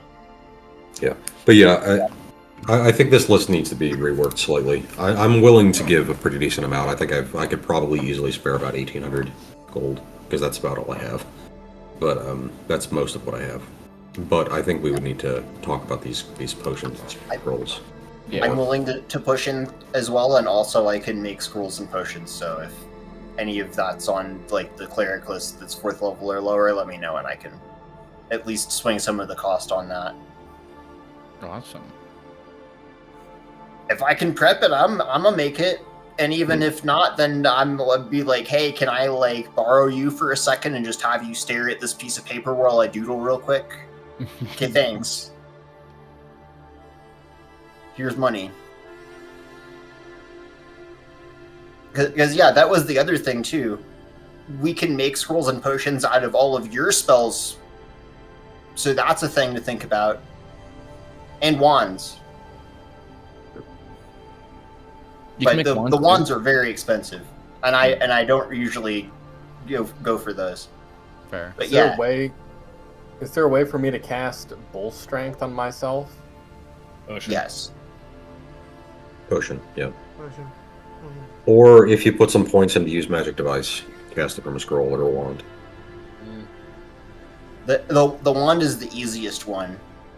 But even in the use magic device description, it's great. They're like, you just take the whatever it is and you just wiggle it around until it works or it blows up. Oh. Well, Yeah. Including if it's a scroll, apparently. So it's like, you don't know how to cast this, but you do something and it works. Yeah, I've got a -1 in use magic device. It's You charisma do have based. to be trained. Mhm. Yep, All right. potions are number one, or I hate to volunteer other people, but Sven can cast them and without a use magic device check. So if we're doing it Cast- like out of combat, that would last it, but it's minutes per level, I think. So you could just cast it before we walk into a room, get 3 minutes, and be covered. Yeah. Cast what spell? Full strength. Bull Strength. Oh yeah, no, he has that, and he has used it many times. Yeah, but the No, scrolls but it's are not- don't require a spell slot. Yeah. Well, retraining spells is going to take him a very long time. I can make your bull strength into a potion or scroll. And because it's spontaneous, we could do it at the end of the day after you're like, I didn't use that spell slot. And I'm like hey, let's much- save it for later. How much is it to make a potion of Bull Strength using Sven? Make, I think it's What? 150. Well, for him, what level do you get second level spells at? Is it fourth? Because then that would That sounds should- right. He gets I slow thi- spell progression. So then it's oh gosh. I was like, I have a second level potion on something, right? So the second level potions are typically 300, but he's that's at the fourth base cast class. level. So it's So- 400. Yes. Okay. Caster level 4 for second level spell is 400. So it costs 200 gold to preserve it in a jar and save it No, for later. yeah. That would also make it last an extra minute. Ooh. Which I'm sure that's going to be a real game changer. All right, I mean, calculated everything. It is about 13,000 gold now. So the other thing is, all of you spellcasting folks, I did grab a lesser extend meta magic rod. That is a free extend on any first to third level spell. Very So good. I'm not going to be using all of them. I have it I got it just so I wouldn't have to burn a third level slot on my one spell I have to cast every day. So I'm like, sure, fucking let's just throw them around, have fun with them. Yeah, I could definitely use it for a couple. Probably things like Bless or Divine Favor, but I can definitely use let me that check. to buff a lot of people with just bull strength for like Yeah. an absolute amount of time. 12 minutes. Or 14 minutes. Yeah, 14 minutes. I was like, if you have the ability to pick up bark skin, I think it's 10 minutes to level. It is. And so then it's like, here's hours of bark skin. I remember that being a fun thing as druid, or I was just like, oh, it's not quite as good as this other spell, and then I'm like, oh wait, it's amazing. It lasts for so long. Scales very well and it lasts much longer than anything. So if you're not using your amulet slot for a natural armor amulet, then All it's a right. very, very good one to have. Because I think it hits like +5 at level 11 or something. It's like it scales really Yeah. well. It's a good thing to throw on Animal Companion Oh yeah. that already might have a giant natural armor bonus. hmm Because it technically stacks with regular natural armor, but basically nothing that the PCs ever have has natural armor to be in. Yes. Because who wouldn't be confused by the difference between natural armor and an enhancement bonus to natural armor when it's never comes up, ever? I think it's at some point I remember maybe it was a house rule, but we were like, just assume you have a natural armor of 0, because then Bark Skin just works on you, and it's just a good spell. No, that's how it works. Oh, good. Any creatures without a natural armor bonus that's like an animal or something just has a natural armor of 0. That's the only reason that enhancement bonuses are able to work. All right. So All right. anyway, Yes, anyone I was else? like, I was like, do we want to meet up? Or We're talking to each other from across the city, so we've just got megaphones and we're walking around. You know, you Some just of us are in the like, library "Shut the getting yelled fuck at. up." I do want to ask Gray, just for the last aside for me anyway. What for my secret black project of the specific gold amount? Could I have given him that blood like last night and then show up in the morning to pick up the package? Sure. Cool, sweet. We'll have done that, and I appreciate him for pulling the all-nighter. We'll say that they were basically picking up in the afternoon, so then it kind of makes sense. I guess if we're going through to talk about the stuff we bought, does anybody else want to go next, or? So I think Daxius is just watching us all spend our tens of thousands of gold, Yeah, I'm just smoking cigarettes as I'm just and we've all watching people. Yeah, You, we've all conveniently forgotten that we all made money and Daxius didn't. wherever Just chilling. Phoenix's gold is stored, you just see the sack just steadily dwindle in like big chunks until there's just nothing. Burnix, you want to go shopping with Sven? I can't. I already did. Oh. No, Oh, I yeah. meant. Well, I meant sure. You want to have? Yeah. How quickly the money goes. Yeah, Yeah, Dax I is got just this. sitting there like, man, if they were smart, they'd invest it. Yeah, Yeah, that's but what we have- Axis would have. If I Okay. crafted all of that, no one would. I wouldn't need you guys. I just summon a whole bunch of shit. yeah, We we like, I have just have all nothing. these pearls of power. Fuck you guys. I'll summon a party. Yeah, we have nothing but a lot of time to wait around. That's the pace that we've been going at. Good time to invest. I'll go through my. Holding. We have a bag of holding. Do we have proper? Yes. Yes. Yeah. Who Nick has has been that? carrying it for like Okay. a year and a half. We got it from the trolls we fought before we got to. I'm forgetting names, but it was one of the paths on the road. We fought some Ettins, I believe, the two-headed giant trolls. We got one from one of them, and that's what we've been using to carry a lot of stuff. It's in the Vardo. Technically, Vic is holding it. Technically, but it's in the Vardo for taking stuff in and out. Yeah. Okay. Because that shit's heavy. It's like 10 pounds or Yep. 20 pounds. It's It it's is. a considerable 15. amount. It is 15 pounds. Yes. For the Half type my 1. carrying capacity. Yeah, so I'll just go through my stuff real quick because I don't have a whole lot of crazy stuff. Enhance my buckler by another +1, so it's up to a +2 now. I put a natural armor enhancement bonus on the bracers to fit with the demoralized kit with all the fangs and stuff.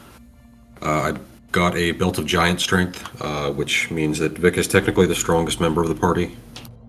Yeah. And I also got the mark of the grinning skull, which basically just doubles the penalties for any shaken penalties that are directly against the Vic. So they still apply the regular -2 for everybody else, but for anybody who attacks Vic or against any of Vic's spells, it's a -4.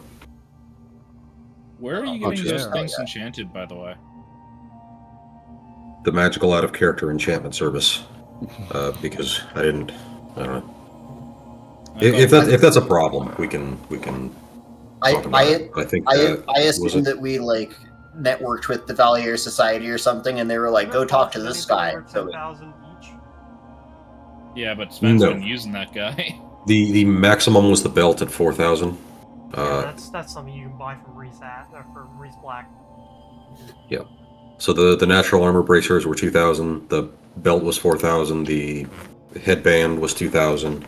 And the buckler increase would have been 3,000 to add the enhancement bonus to it. But that's it.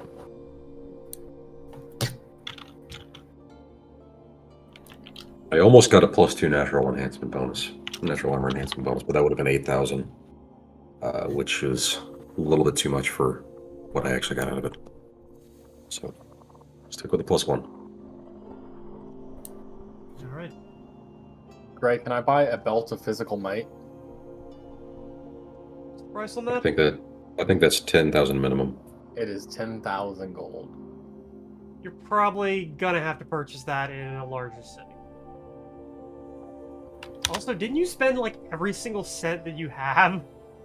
No, I mean, I did. I'm just chief. Give me a d20. Don't roll low. Stop letting Rudimus roll for things.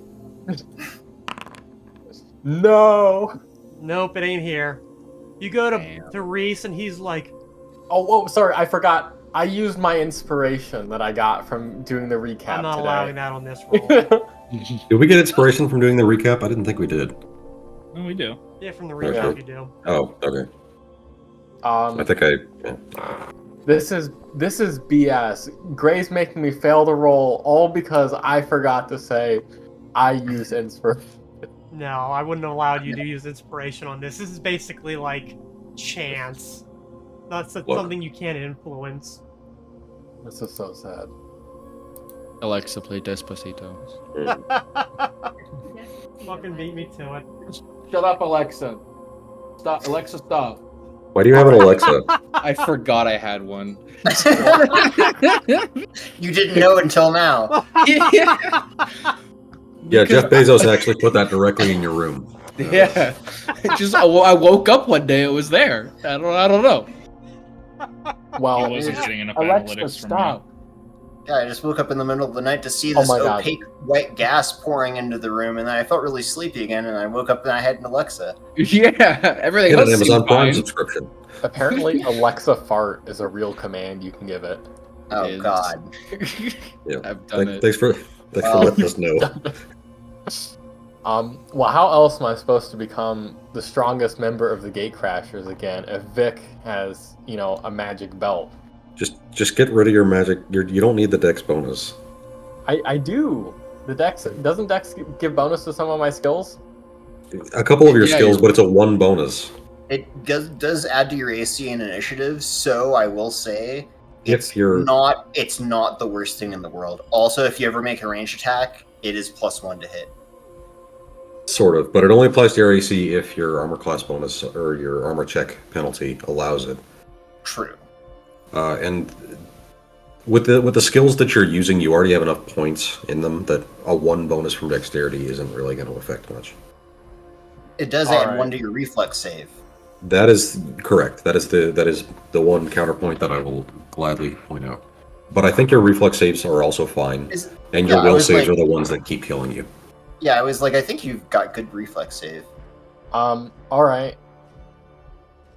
Is there anywhere I can trade the Belt of Incredible Dexterity for a Belt of Giant Strength?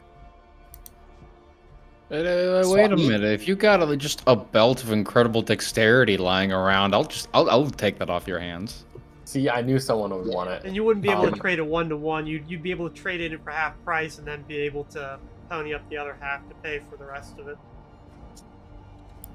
Alright, well, I'll just buy... I will buy another Belt of Incredible Strength at full price. And, Daxiest. I will... Oh, wait, this is a Belt of Incredible Dexterity +2. Yeah, the +2 is the minimum. Yeah, Oh, it's they're all 2, 4, plus 6. Alright, yeah, I will just subtract 4,000 gold and get a Belt of Incredible. For... my, Giant Strength. Yep. tiniest muse. Yeah, that's who needs Yeah. the belt. These are out and about. Alright, I now have 20 strength. I'm Hey, sorry, my yo. dog's really bothering me. I'll be right back. All good. But now that we've got these, I think both you and Vic have gotten items that have changed your strength. So we have to we have to fix the graphic on the stream. Yeah, well, technically the ability score is still at 18. It's just the belt.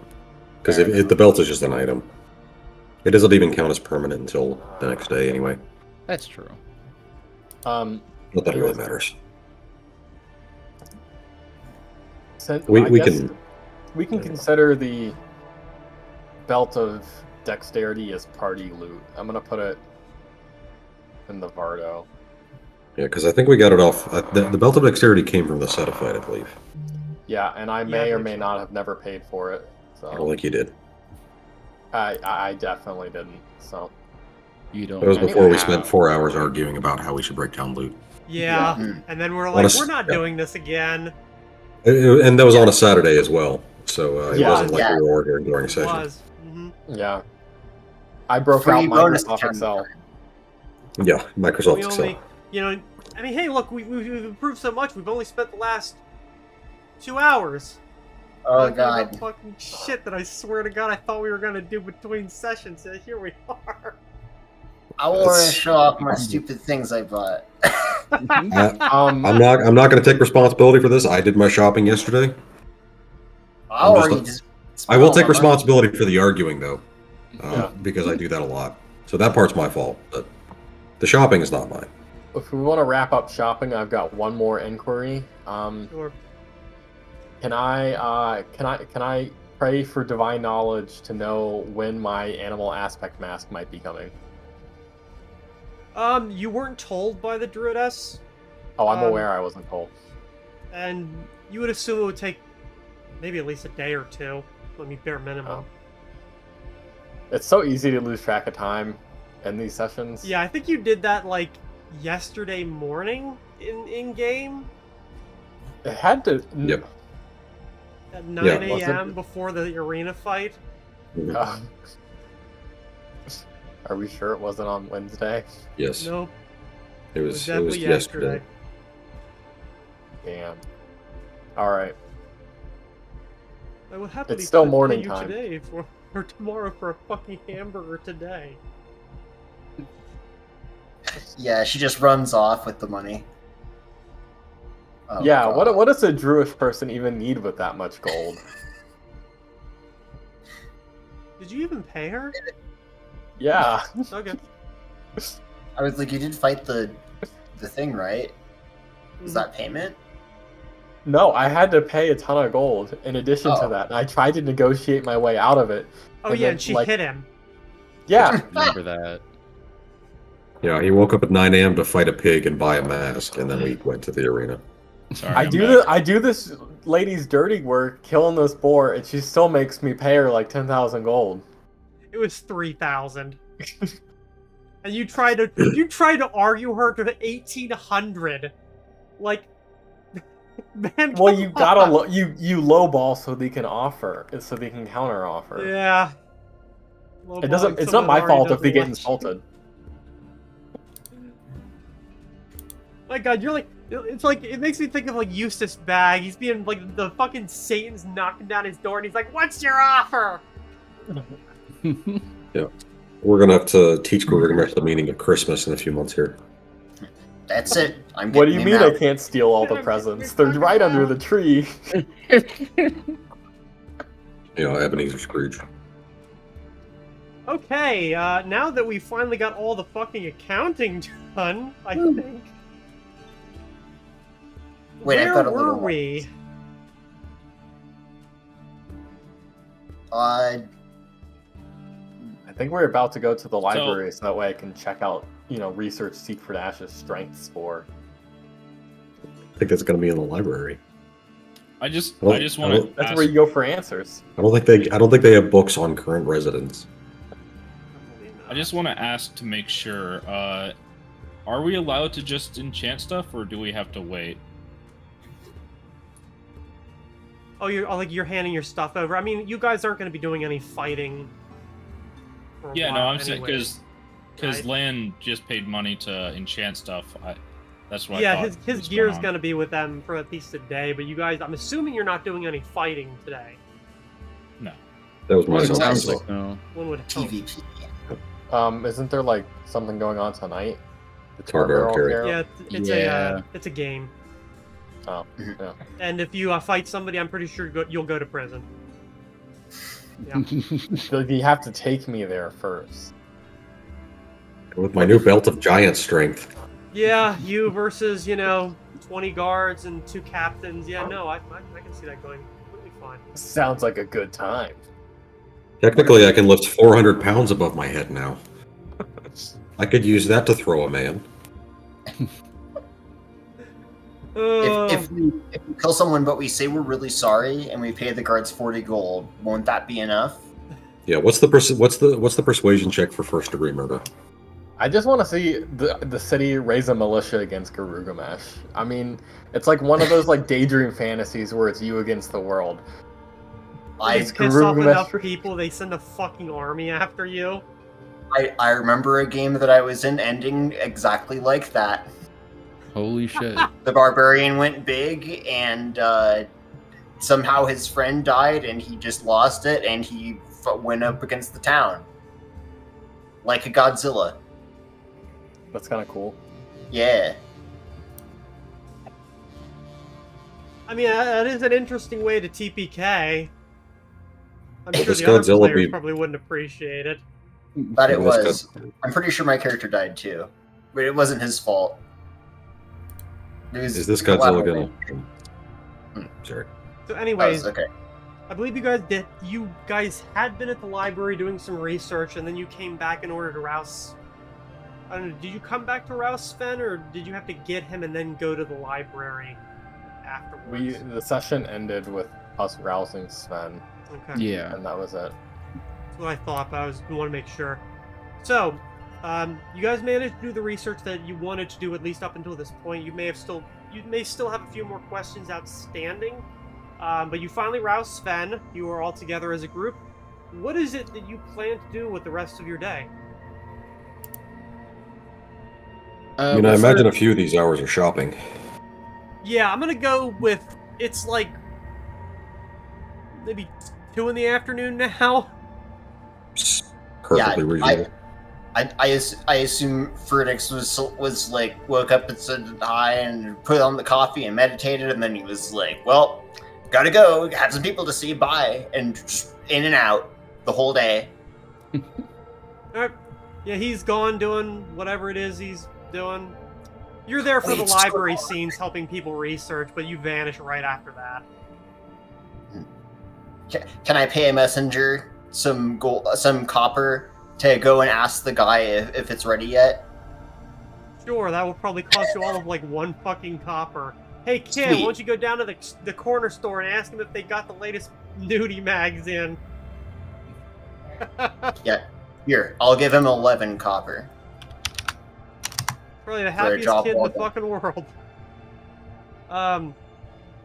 Is there a specific set amount of time it takes to do that? Whatever the magic item creation cost is versus 2,050 gold. Okay, so that's like, I think 3 that's 1 hours? day. or is it? Yeah. Oh, it's 1,000 gold per day. Yeah, I think that was what we settled on. Yeah. It's been a minute. I'm sorry Well, that I I'm think not. those are base rules. I don't think I changed those. Oh, yeah, that's right. Yeah, So that's the one then- I was like, okay, so let's assume that they got that started yesterday before you all got pissed drunk. I gave blood and then I drank. Yeah. No problems with that whatsoever. No. Yeah, no, the Red Cross totally would be like, yeah, go get pissed drunk. There aren't any possible adverse consequences to that. He comes back and says it'll probably be done by the end of business day today, so about maybe like 3 hours, and then you'll have it. Okay. Yep. All right. So, In the sorry to interrupt. In the 1.5e document that you got, it does say 2,000 gold a day, but with a crafting time DC, they can reduce the crafting time by either half or a quarter, depending on the DC. Yeah. Okay, yeah, they roll pretty well, shockingly.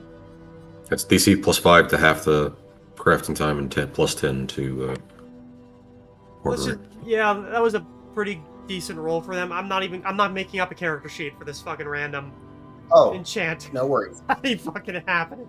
Why not? Because I already have like 115 character sheets in this game already. Yeah, but you'll get to go through the crafting rules and have to take the crafting feats, and maybe make sure to take any feats that bump your spellcraft modifier. It'll only take like 4 or 5 hours. I reached into the ether and I was like, hello, incredibly specific man with incredibly specific feats. How are you doing today? Would you like to do this thing for me? At cost? Yeah, that's more or less how it goes. But yeah, that was a pretty decent roll. So, in fact, the kid comes back and says, yeah, whatever it is you want, he says it's ready. Oh, shit. Okay, well, alright, thank you. I go back in and just sit down at the table like I'm staring straight ahead, not processing the surroundings. Alright. I'm just like... Okay. Phoenix is now wearing a much bigger kind of like bulky jacket. Oh no, he's going through his midlife crisis. Yeah, it is legitimately like slightly oversized, like a smoker's jacket. All right. It's a burgundy with a striped black and gold trim on the inside. Oh god, he's from the 70s. Well, it's leather. Well, So- it's those colors, so it doesn't show the tobacco, so the nicotine stains. Yeah. Oh, canvas. Sorry, it's canvas. Got a side pocket with a bunch of Quaaludes in it. No, that's 80s. Oh, my bad. 70s. It's alchemy. Yeah, just some new stuff is in the apparel, and yeah, it looks like he's just like zoned out. So, you guys do your whirlwind hours of shopping. Sven and Vic spend a shocking amount of time yelling at each other over potions and scrolls, while Reese Black sits there looking at the two of you like, my god, either get married or leave. This is the 4th time this week. Why are you still here? You're scaring the customers! The Siegfried Black surely knows we're all in the same party together. What, Reese? Yeah, he probably fucking does. Well, fucking Ash does because he, keeps tabs on you because you fucking did crime in his town. I did not do that. Yeah, Reese Black just knows you because I think every single one of you has shopped there at least once. Pretty sure. So it is now I did want to do an incredibly short scene between Phoenix and Sven while they were out shopping. Yep. So, at some point between shops, just walking in the roads, Sven kind of strikes up a conversation and says, "So, Phoenix, you know a lot about the divines, yes?" Divines in what sense? Just in general, you're a cleric, yes? Well, last I checked, I did fall under that description. And your god is of magic, yes? Vase, yes. Vase, yes. I feel like I'm being quizzed. Is there someone watching us? No, I'm curious. It's we don't talk too much. Oh, right. I was curious. How did you come to know so many things of magic and especially different realms? I feel like I understand why you know of divine things. You are a cleric after all, but why of different planes? Well, I did read a lot of books. Is Is that the trick? well, some of them were in different languages, but there were some of the priests who would read out loud to us, and in whatever language it was. So it it's very helpful to be able to at least have some idea of whatever sort of extraplanar thing you're calling, so that you have some idea of what it might do if you don't direct it.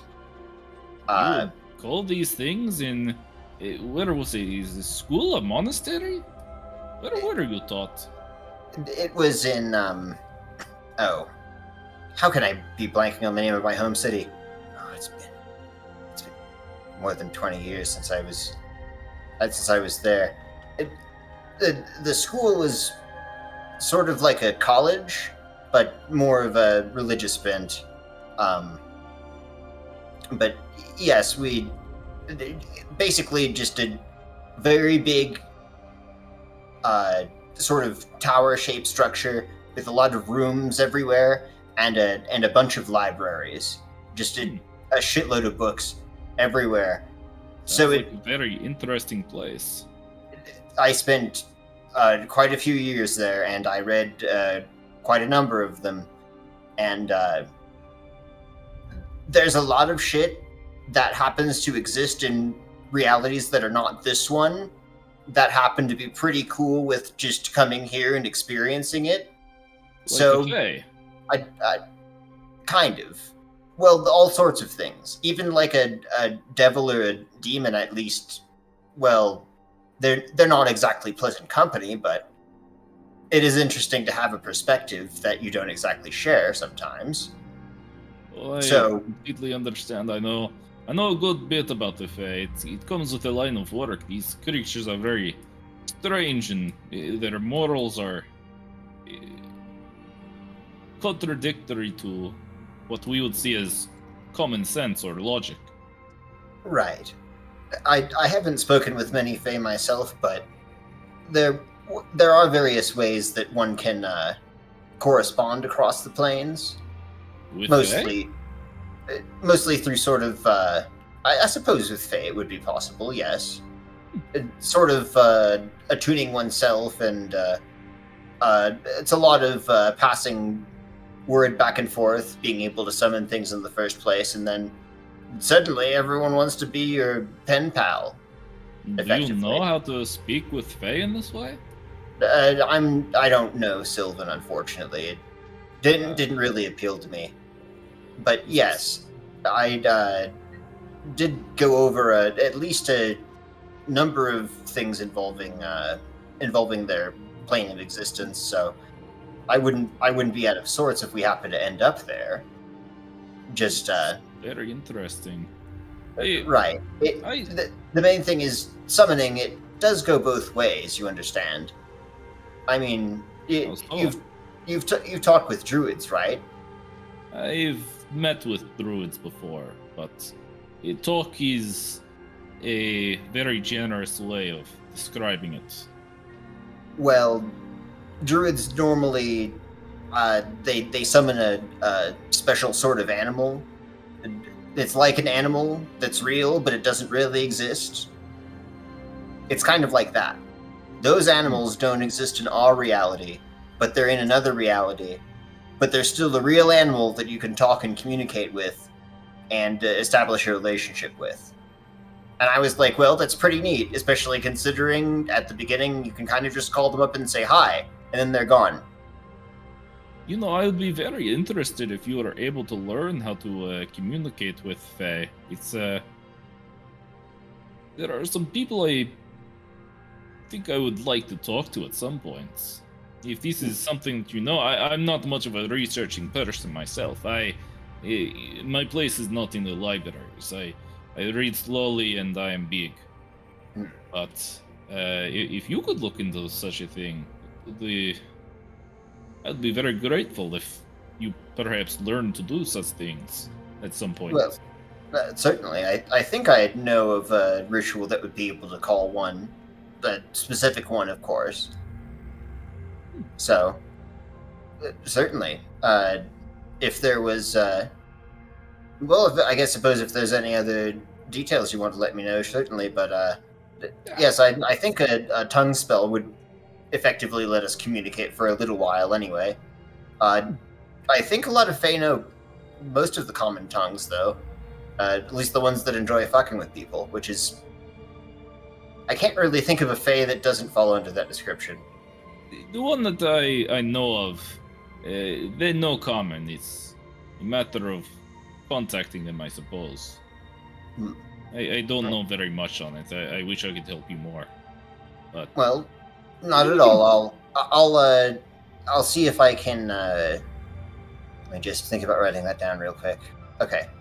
Yes. I'll look into whatever kinds of offerings Faye might like, and it might cost some money, but we could certainly do that. we'll talk more on it over drinks. Yes. I don't have a watch. I didn't waste money on that, but I do have to go and make sure that someone else didn't run off with any of my money. Just it hasn't happened yet, but I can't help but feel paranoid. So I'll see you in a few hours, hopefully. Sure enough. Or I like to. Oh, sorry. Go ahead. no, go ahead. No, this was after the interaction. Oh, No, you hang up. No, you sprint hang off. up. Okay. Well, I like to imagine that Fernix is the first to know the stuff that Sven is buying, and like the reason why he had Fernix along is to like look over what potions and spells might be best to buy for the party. So it's kind of like Sven is Fernix's sugar daddy for the day, but it, you know. Interesting. I will always for the say, party. say in character, I appreciate being willing to put forth a fair amount, but don't go overboard on this, and definitely sure get something for you'll- yourself. I'm sure you'll find a way to repay me. I'll do my best to try. Rumesh pops didn't out of see it. nowhere. You didn't see it, but I did an exaggerated wink with that. Oh, That is yeah, that is a sorry. very skewed understanding of what a sugar daddy is. It's like Fernix is the sugar daddy, but Sven pays all the money and also gets all of the rewards. Yes. Don't kink shame. I'm not kink shaming. I think it's. Never mind. Anyway, Goals? that was the session, or the Goals. little side thing I wanted to do. That was the session. That was the session, boys. It's all the roleplay we're getting. So back to buying stuff. So I was thinking of right of that. No. Let's argue more about how we're going to spend our money. Let's not. Let's get into the details. How did you spend your money, and how can I nitpick it and tell you that I it was spent wrong? my money at the Narrows Trade House. Oh. I spent my money on helping the party. I spent it on drugs and alcohol. Hmm. Didn't have any money to spend. So sorry, huh?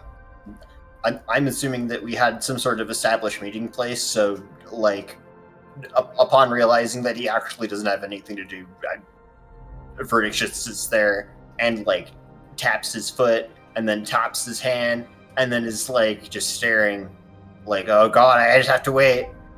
Well, it just so happens you'd be waiting with me because I'm not doing fuck all else. Oh god, the worst person to have time alone with, I know. How long has Taxius been there? As long... Ever since you guys blew off and went shopping, he just went to that place and just started reading his book, which, how far am I through that? You gotta be at least halfway by now. I'm hoping so.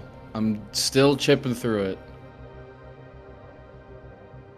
I might have some tricks to share with you, but probably not this session.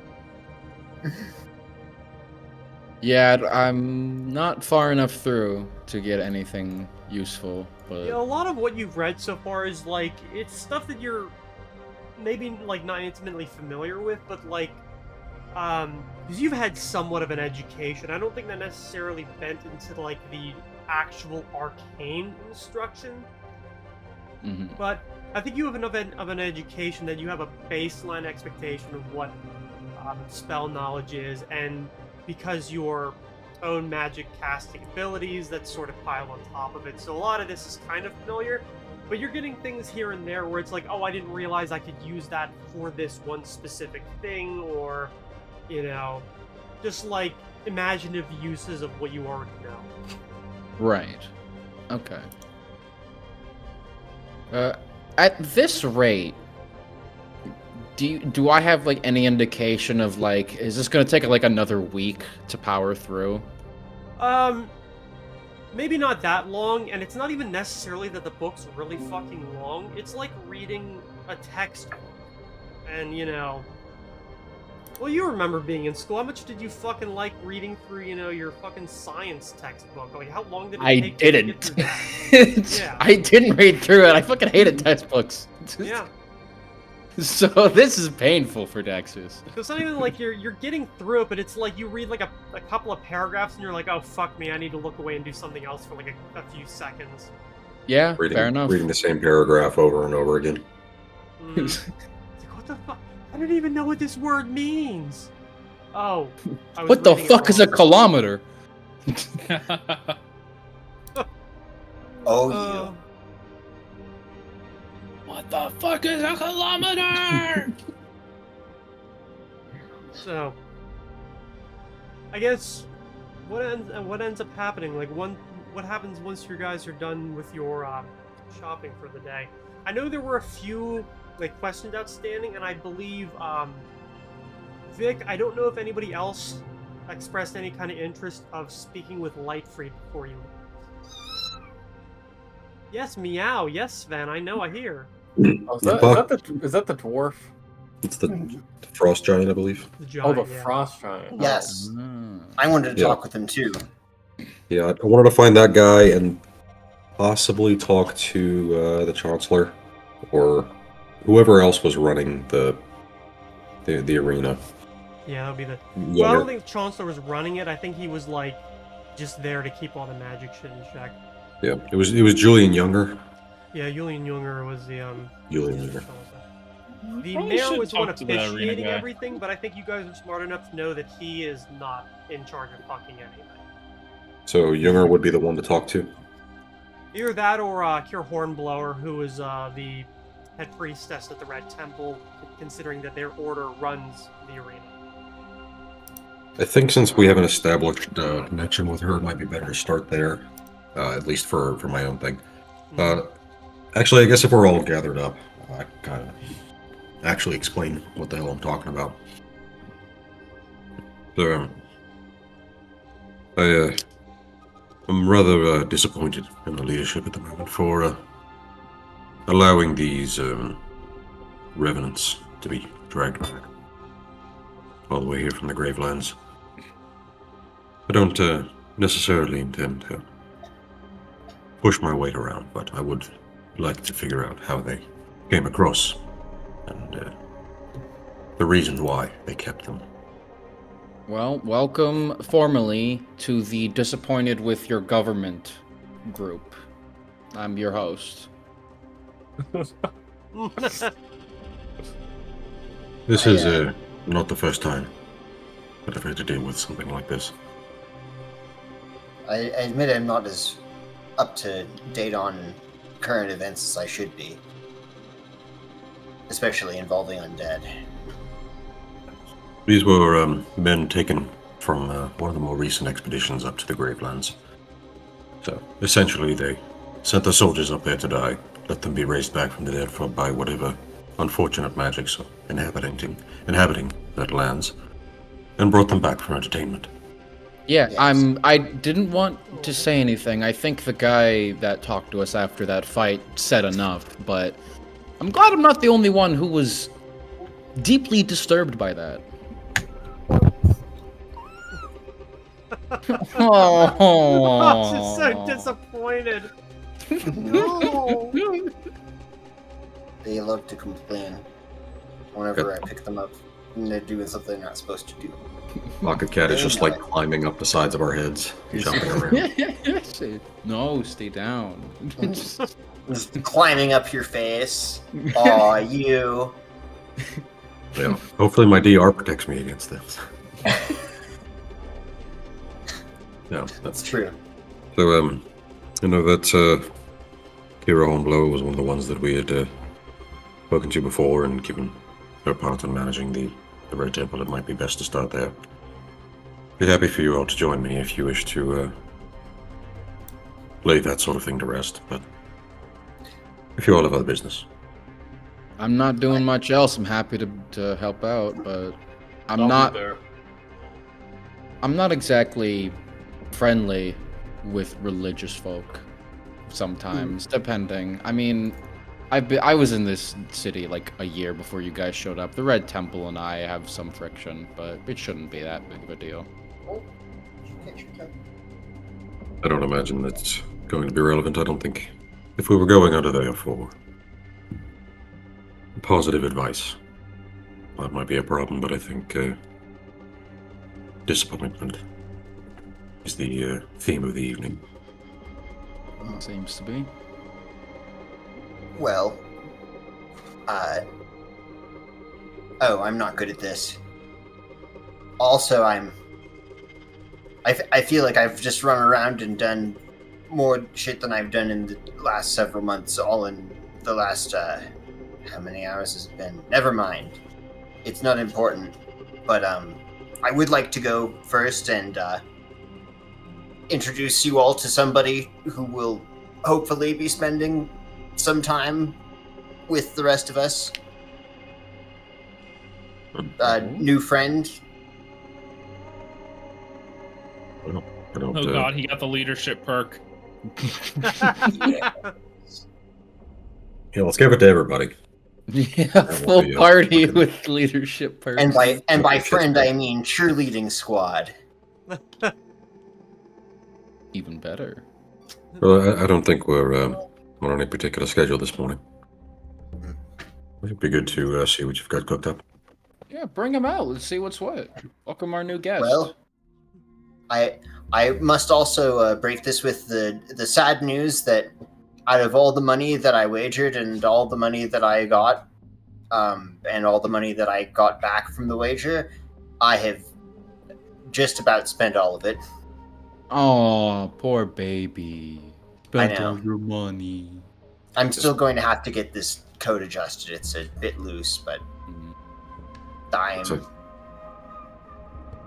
I'm glad that we know people more well connected than we are to So come and too. take all of our money and give us shiny, fancy things.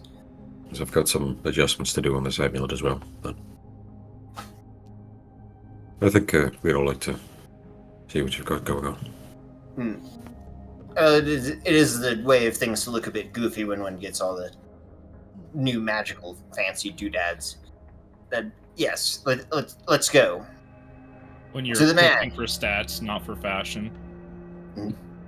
Yes. And he stands up. You see that he's got kind of like similar looking leather, like, God. They're like the moccasins are like the soft leather boots basically, but these ones are like blue with like white cloud patterns on the sides of them. Really, like, not at all what he had on before. Huh. Those are ostentatious and hurt my eyes a little bit. Yes. Well, What it's a do they good do? thing you'll never have to see them. Oh? Okay. I prefer to do it all at once. All right. Let's lead on then. We go. So, Uh, with that Obviously. stated, you end up going over more or less back to the Academy of Magic, where the person who did a lot of this work was actually one of the adjunct professors there, as Reese Black. While he can work on like wondrous items and arms and armor, generally does not do this kind of work. And in the Empire, there aren't a huge amount of people who do perform that kind of work. But at least one of the professors of applied magic has the skills necessary and was willing to take on the contract because, well, college professors are nothing if not poor as shit. Yes. So, If I had to promise any favors to secure this as well, I agreed without hesitation. Unless they were like, "Do you want to give up your life?" I'd be like, "Well, hold on, let me think about that. I might need that. What are we talking about?" you might can need teach here that. forever. I don't want to worry about anything then. So yeah, go up and knock on the person's door.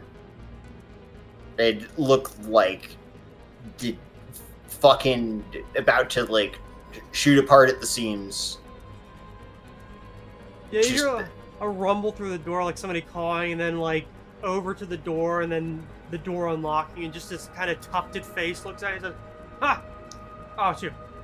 Ah, Like, yes. like you're like thud thud thud thud, and then like the door opens. Oh, I didn't expect to be even more nervous now. Fuck. All right. Yes. Okay, let's go in.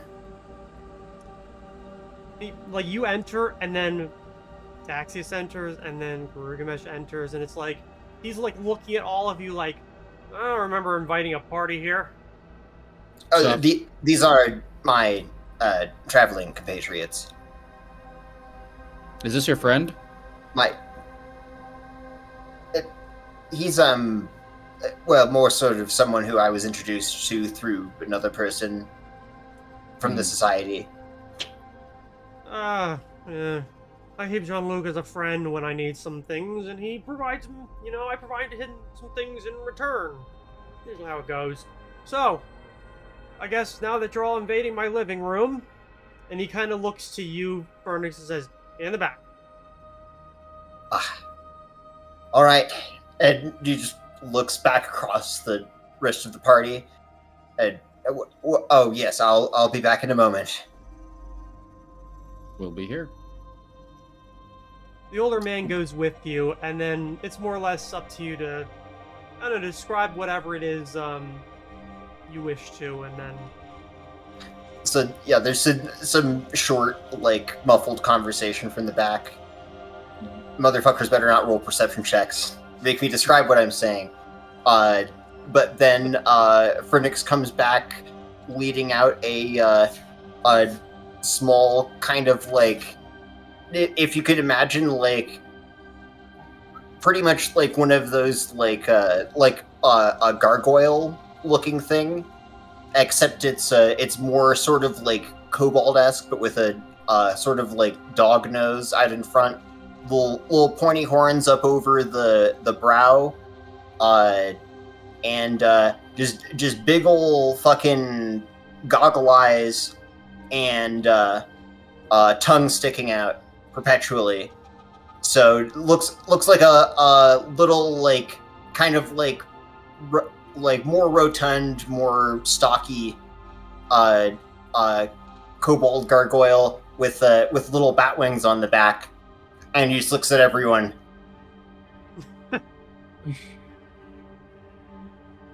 Wow. And Phoenix looks like the old man standing back there like, I just Uh, snap my fingers in front of its face to see if it reacts at all. Is it stuffed? kind of like jumps back a little bit. Do I Mhm. do I recognize what this thing is? Do you have knowledge arcana? I do. Okay. go You ahead. probably recognize it on a 1. Yeah, I was gonna say, yeah. Go ahead. It's a homunculus. Like from Full Metal Alchemist? Yes. Except that the transmutation was on me to make another thing. It's not me. It just looked between Garugamesh and the new friend. They're identical. Just reaches up his hand slowly and then. Well, everyone. This is my new assistant, or slash homunculus, Etor. Is So Sven it- here? Yes. I think everyone's I there. hope so. Yeah. Oh, I heard it described who was here, and Sven was not one of the mentioned No, it was people. more so I along the didn't line. know it was- One person comes in, next person comes in. Oh god, that was more or less Oh. a joke. No, Okay. Barry, he did not say your name. You were not here. All right, Ben I'm is out waiting shopping. outside. As usual. Yeah, as usual. Like an NPC that failed the jump check and is just standing there on the bridge, waiting.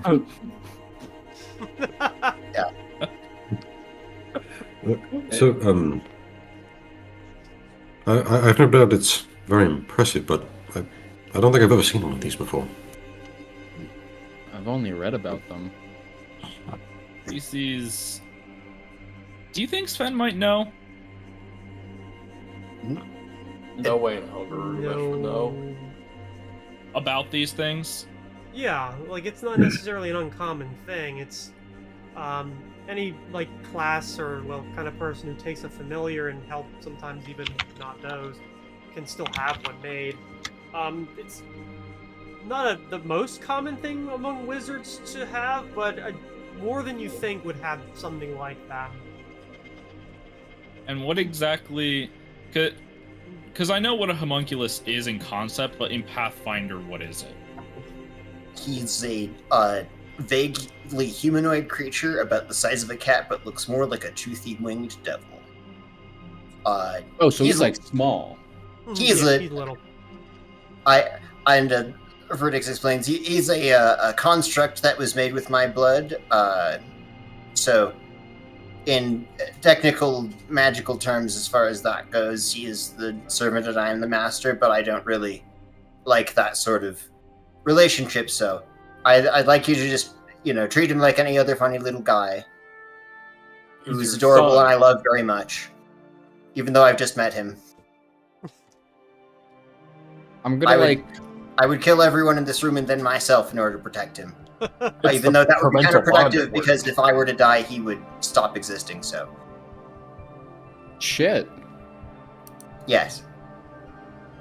He can't speak, but he does communicate telepathically. So, he is Only a smart boy. He may not be the best at expressing himself, but he is here to help all of us, and potentially bail us out of a really shit situation if things hit the, So I hope, despite him being just a cute little kind of guy, that treat him like a person. At least that's what I plan on doing. I'm gonna kneel down to the creature's level. And, Now, what can homunculi put my hand do? out. They have a 10 intelligence and they have 2 hands, so just about anything that a trained chimp can do. Except they could also write a letter and stuff. Your homunculus is as smart as Guru Mesh. Yes. He can fly. He has a Hey. poisonous bite that can put things to sleep. But it probably won't work. The main thing that Etur is going to be doing is those potions I mentioned. Duder can just fly over you and just drop one in your square. Hey.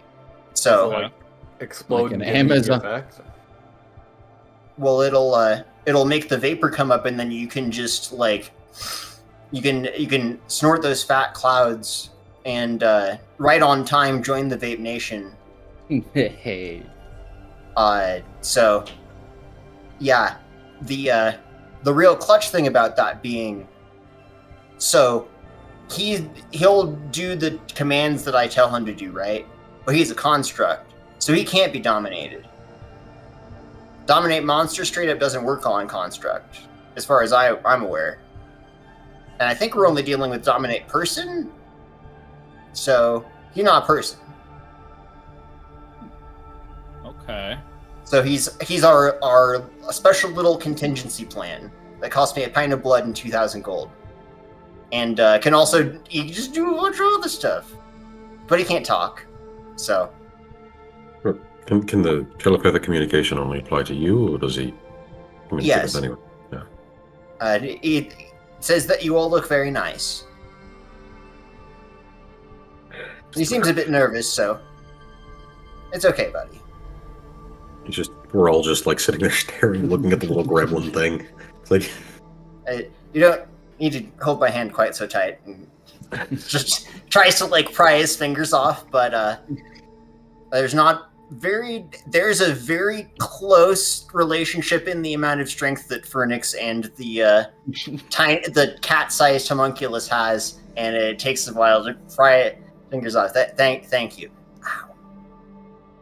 I do want to like bend down and like put my hand down on the ground and like try and like see if it'll come closer.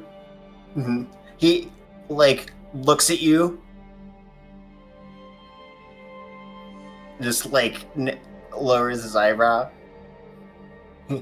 He can hear, you know. He understands the languages that I do. Or yes. Oh, okay. Kind of creeps up to you and like puts a hand out, like kind of like offering a handshake.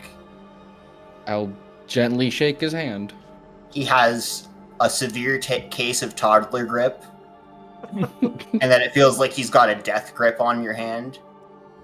It just The grip. grip. Just Don't clip that. I grip my teeth No. through the minor uncomfortable pain. Does he have a name? He, she, it. Etor. Etor. I'm choosing to refer to him as male, but technically homunculus have no gender, so. If he wishes to be known by otherwise, I will do my best to respect his wishes. But he doesn't seem to be caring about too much right now. He's only just recently come into existence. How would someone like me Let's go see with your something hand. like this, Gray? Can you narrow Is this that down unnatural to as what you fuck? mean? Oh, sorry. Is this unnatural as fuck and like bad? No, this is relatively a lot of wizards, some sorcerers, decent amount of like I think even witches can get homunculus as a familiar. It's not uncommon. It's not necessarily evil. Usually, homunculus reflects the nature of its creator. I wouldn't describe it as unnatural. I mean, technically, it is a construct, but you know, it's not like he animated a corpse. Okay. So I'm not hating him right now. Is what you're saying. Yeah, you've made out of basically stone, right? I think it's like clay or something. Yeah. Let's see. We didn't do any of the other stuff. All right. I just want to make sure because you know I get druidic and ranger powers. I don't know. It's As clay. for the wild. It's clay, ash, mandrake root, spring water, and 1 pint of the creator's own blood. Which I think is some shit from like Greek or Roman alchemy. I remember the mandrake root being something that they were like, "This is people. You make people stuff with this, like medicine." So. I mean, it might be a little odd to you, but like you've definitely heard stories of wizards and others who have had homunculus as familiars or assistants. Perhaps this is the first time you've seen one, but I don't think your reaction would be this is like an unnatural abomination. Okay. Where is the highest point in the room, by the way, Gray? Right now, you're probably standing in the hallway, so probably up on the banister. Yeah. So Etor looks from after he lets go of Daxius' hand, he just looks around, instantly sees that, and his little wings kind of like expand and actually get bigger, and he just sort of flaps up there and just like perches and looks around. He does fly. got a little, like, thin tail that swishes back and forth. It doesn't look like it should be able to. Well, he is kind of a magical little tyke. And he's not as dense as he looks. Nope. He's a little fragile, so please don't, Play golf with him? yeah. It would be exceptionally cruel considering he's part me. So I would feel that it was almost a personal attack. Fair. I mean, You wouldn't be very happy if I squashed your cat, now would you? no, I would not. Okay. I'm sorry if I didn't mean to bring up anything unknowingly. Thank you, by the way, very much. What was your name again? Sven. Just no, I'm call sorry. me Ruben. You can tell John Ruben. Luke he owes me one now. Thank you, and if you require my services with anything, please don't hesitate to call upon me. Sure. Maybe if I need a little time, you can come in and pretend to be professor for a little while. All you have to do is look official and read out of a book, and they don't fucking question anything. It's great. That would be enjoyable. And yes, thank you very much again. I really appreciate this. Sure, no problem. All right, and it just looks over at her, and he just sort of like, without really looking, just sort of flutters back down. Just... I'm gonna like put my arm out like a falconer, like, come here, little buddy. He hops up onto your arm. How heavy are these fuckers? They're not heavy. I want to say maybe they're like 5 pounds, maybe 10. Okay. I mean, if they're about the size of Yeah. a cat, then probably like 10 to 12. That's unless true. Unless it's particularly chunky. Yeah. He's definitely heavier than a bird. Yeah. But yeah, it jumps up onto your arm. And, like, Did Phoenix teach you how to fist bump? gets closer to your face.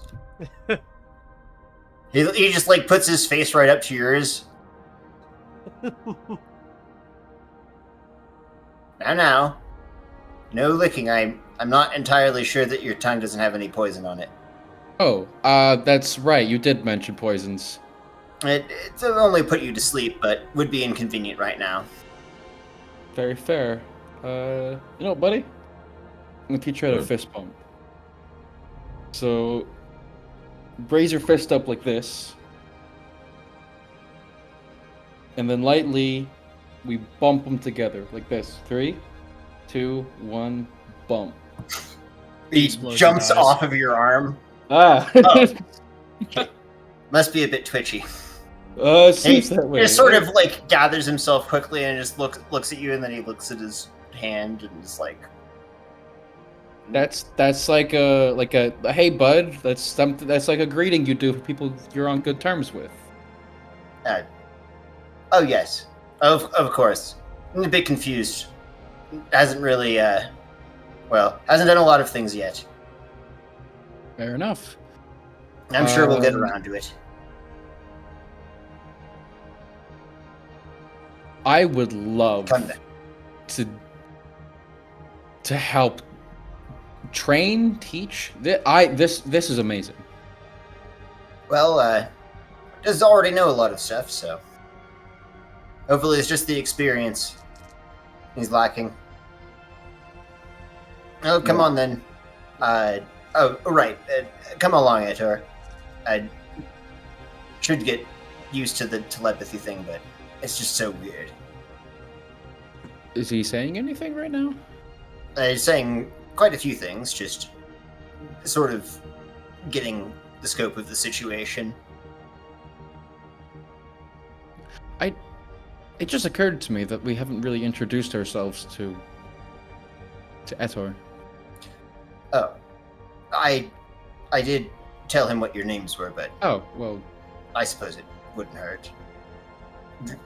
Go ahead, shake hands, everyone, including Sasha, because why not? just goes around and offers shake hands with everybody. I think Sven is timid about this, even if it isn't super unnatural. He kind of goes to offer his hand to Sven, and he looks over at Sasha like with honestly a bit of an air of nervousness for something that doesn't have a lot of ways of showing emotion, or maybe even knows what that is, and just kind of settles to like put his hand out. Nothing happened. No, Sven like slowly reaches his hand out and like shakes it, like, but you know, not with enthusiasm. It's like caution. Yeah, it is a bit like shaking hands with a chimpanzee. It's a little unusual, but yeah. Well, his introductions are over. I'll just be filling him in on the rest of the situation. You notice Garugamesh trying to match his toddler grip strength. Except you have like more than double his strength. Careful, don't hurt his little hand. Oh. This will be the warm-up for my arm wrestling match. Oh no, Garugamesh lifts the homunculus and slams it into the ground like a football. That's the way. Smashing it everywhere. Killing it 2000 immediately. more gold down the drain. No, Garugamesh, he just like lightly tosses and spins the homunculus in the air, like it might be a football, and then before setting it back down.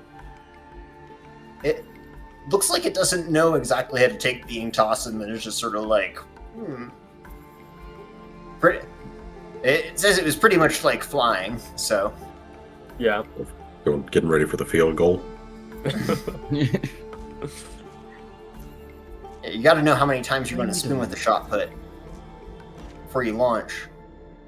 But anyhow, yes. Well, I suppose that's most of my big news out of the way. Sorry, could I experiment with something with the homunculus really quick? I just had an idea. With It's Edward, not that yes. grippy.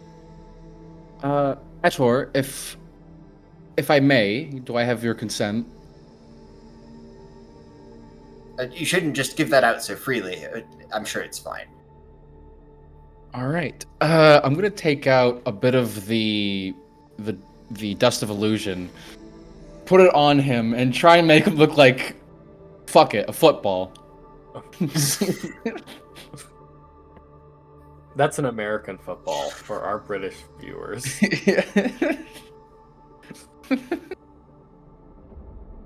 The Royal Academy Raiders coming in for the field goal. The football kind of wiggles back and forth and goes end over end as it moves. I'm assuming like a punt. So if we wanted to, this guy can fly. Could rig some games with this and earn some cash. Garugamesh puts on his hat as disguise and turns into Peyton Manning. Well, Deflate I that suppose ball. that is one way of earning the money back, but I wouldn't want anything to happen to him. Sure, nothing bad would happen. He can fly.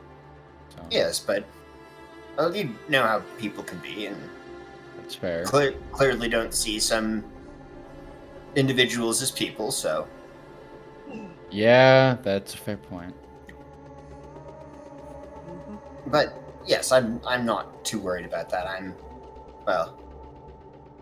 Because the other half of it is, I bought these gaudy-looking slippers, and I bought this useless-ass ring. Because it turns out, the two of these things together make me into a wizard. You're a wizard, Wow. Phoenix? Now I am. How does What that do work? they do?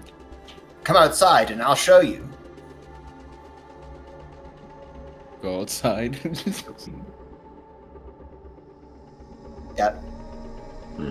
Yeah.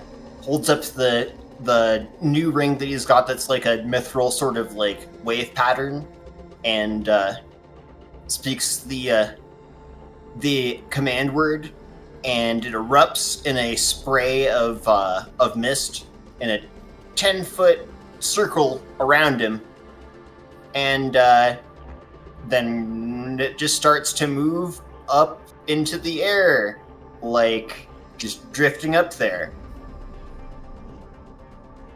So I don't want to explain the exact logistics, but basically this ring makes this mist, and then the slippers let me walk on the mist, but the mist remains centered on me, so I can just keep climbing until the duration runs out.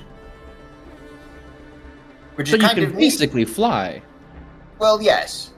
I But you did, know- I did learn how to do that a couple of weeks ago, but this ring can do this indefinitely. Wow. But how do So you, yes. can you get back down? Oh, certainly I can. And the mist is so thick, by the way, you can't see Phoenix in the center of it. It just sort of coasts back down, and says the command word again, and the spray just all sort of disappears. At which point, looks like I've been in basically like a severe rainstorm. I'm sorry, was I muted when you asked if anything happened with him shaking hands with Sven? Yeah, I think so. I'm sorry. My dog came in and her tail was thwacking, so I muted myself and then I forgot. Oh. Not to go back, but Sven did shake their hand, just it was very tepidly and cautiously. Okay. He probably doesn't seem to notice because, you know, he's like a couple hours old. Social cues probably aren't the biggest. But yes. And there is also some sort of a method I have to see out of that. Just that's another spell, so. Huh. But yes. Now I too can fly like a wizard. Except even better. I am so fucking pissed off that you can fly. That is in. Wow. OP. To be fair, I don't know this- what that means, but yes. this ring specifically was a thing that I remember all of us made fun of back in the priesthood for being goddamn useless. Because it was made for firefighters, you see, but the mist makes it so you can only see about 5 feet in front of you. So it'll put out a bunch of fire, but you kind of can't see the people that you're supposed to be saving from the burning wreckage, so. Yeah. Very sad story. But yes, this was cheaper than Wings of Flying, somehow. Anyway, that's all of the crazy shit that I have That's for it? today. So yes, not only Etor can fly, but myself as well.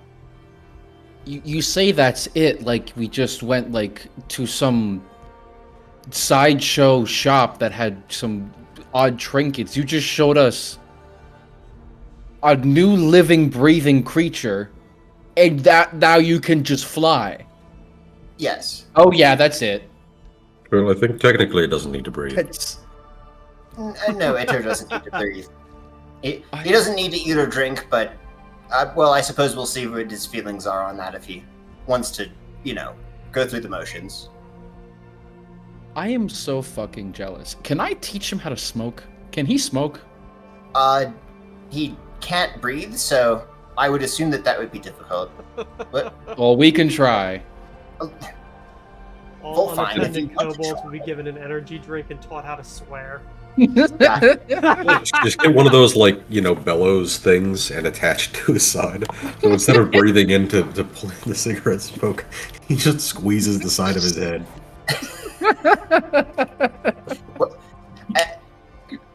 Etor, I don't know where you heard that smoking was cool, but I assure you that it is not.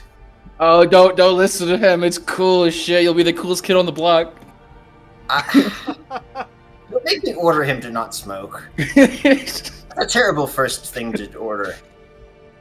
Okay, I'll hold off for now. But one day, I'm trying it.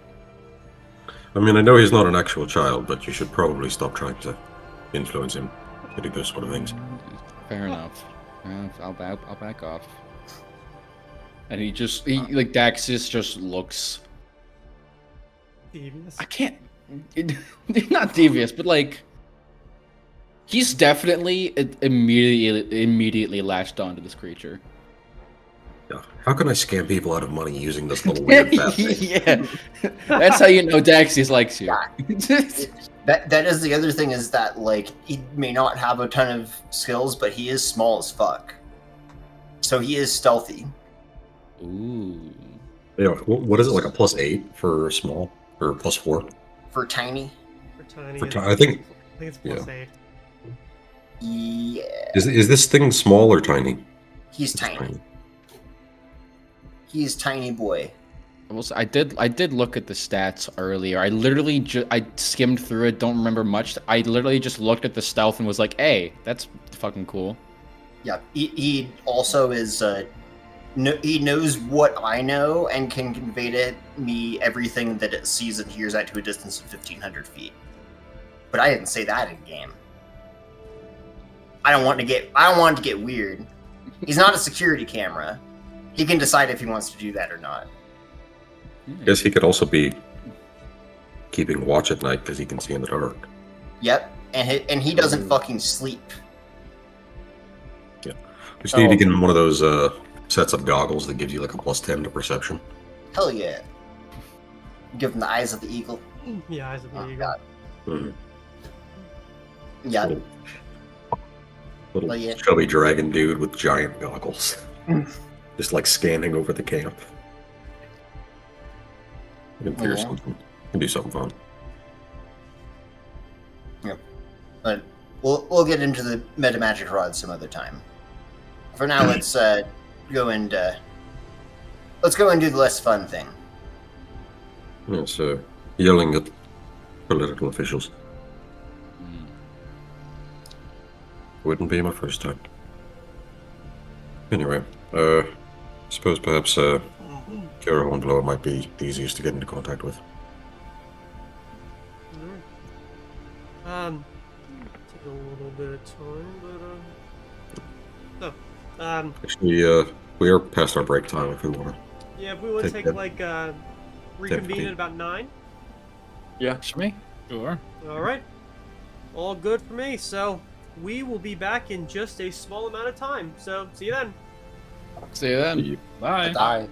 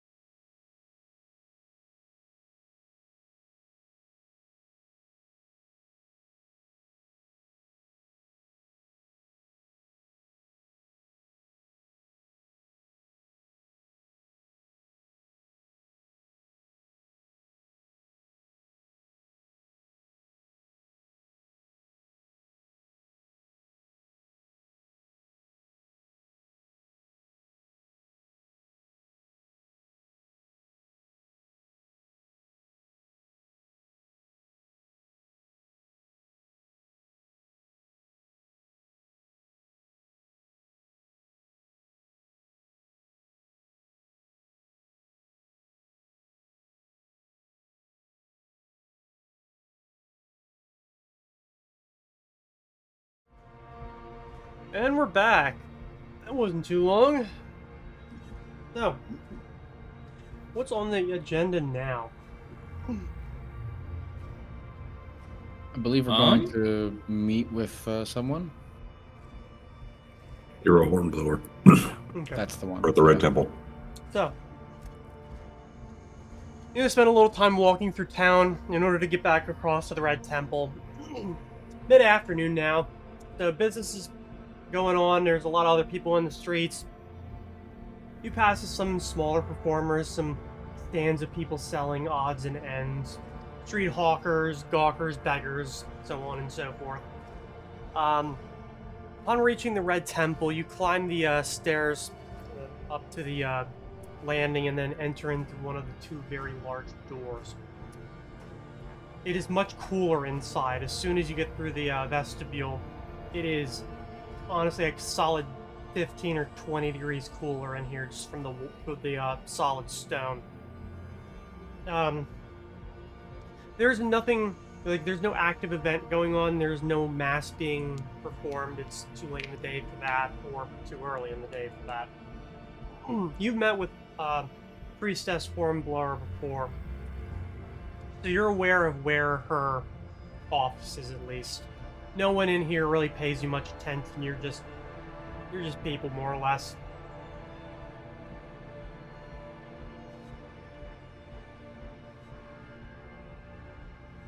Unless anybody's stopping us, I guess we just head that direction. Yeah. Okay. Yeah, it doesn't seem like anybody has much interest in really getting in your way or interacting with you. It seems like a lot of the lower clerics have a lot of other crap they have to do, and they don't really have the time to spend just haranguing tourists, more or less. A decent enough among them, or a decent number of them, probably know who you are and recognize you, but yeah, that's about it. So, you're able to get back to where the clerical offices are. I love how that works. Two definitions of that word. You find the door into her office is slightly closed. Like it's like just barely ajar. The only noise that comes from within is kind of a light scratch of the nib of a pen across parchment.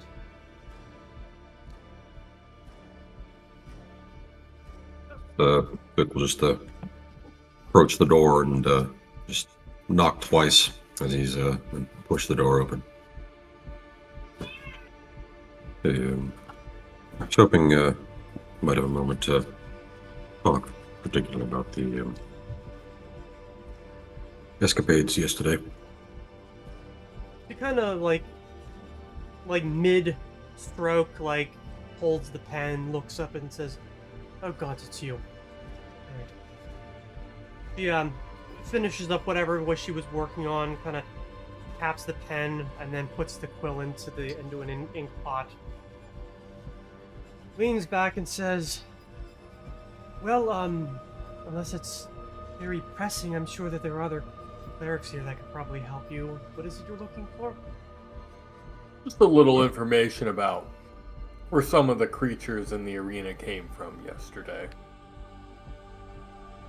Why? We're very thankful for your hospitality, and you run a very fine establishment, but some of the creatures that we fought are a little bit, some might say, unethical? Them bringing back the revenants from the Gravelands was A dick move. I was going to say it a bit more cleanly, but Let's not be hasty. I believe there was some sort of a message attached, although I admit my attention was elsewhere. I'm not making any accusations, of course. I just would like to know where that they were obtained, and if there are any more left in the city. Most likely from the Troll Marshes, and no. I believe I'm gonna they were brought insight down. check on that if for there not being any in the city. Then you are more than welcome to. Very well done. Sorry, well, this skill was for diplomacy or sense motive? Sense motive. It's the same thing because of Okay. what the fuck's the feature called? Yeah. Versatile performance. Yeah, it's just that it has more than one thing listed, so I didn't know, like, inherently which one it was. Both.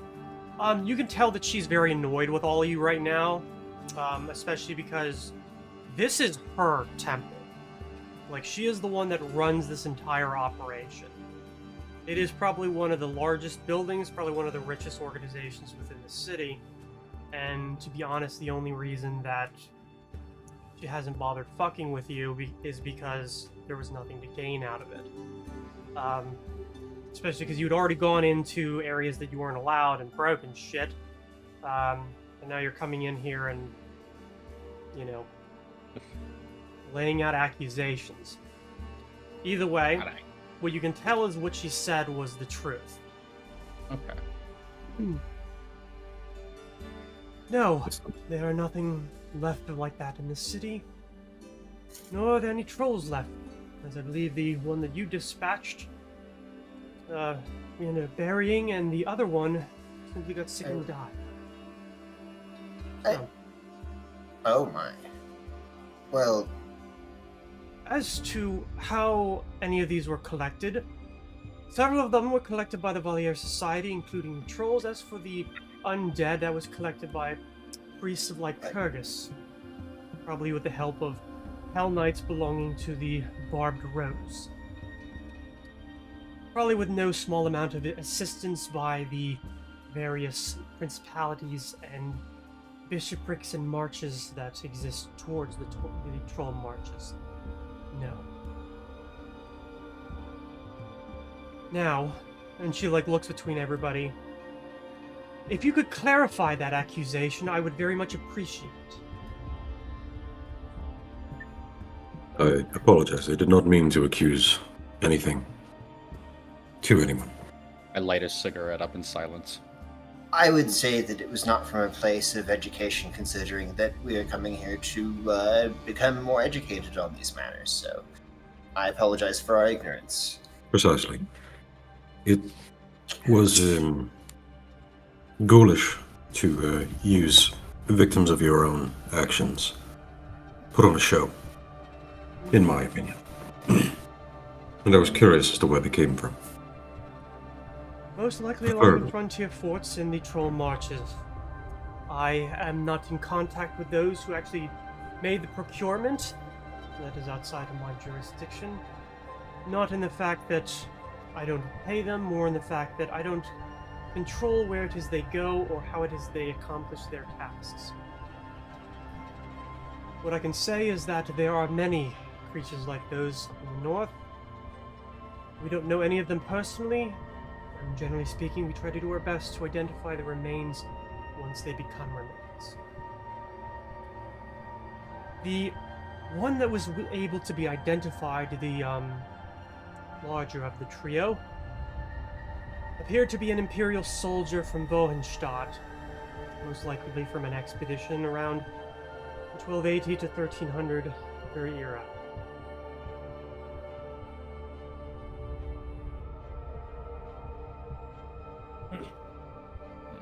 Do any of you know much about the Gravelands? Would that be a history, geography? Yes and yes. Probably history in this, specific. You know that. I might. Oh yeah, if anybody else wants to roll. I'm afraid I don't. I'm assuming a 10 Okay. is not going to be enough. But I can Got a roll. bit of context, but I don't know exactly what you're referring to yet. It's actually the only one with history, knowledge history. Probably. I have one rank in it. Okay, you just didn't roll very well. Yeah. I will have it next level.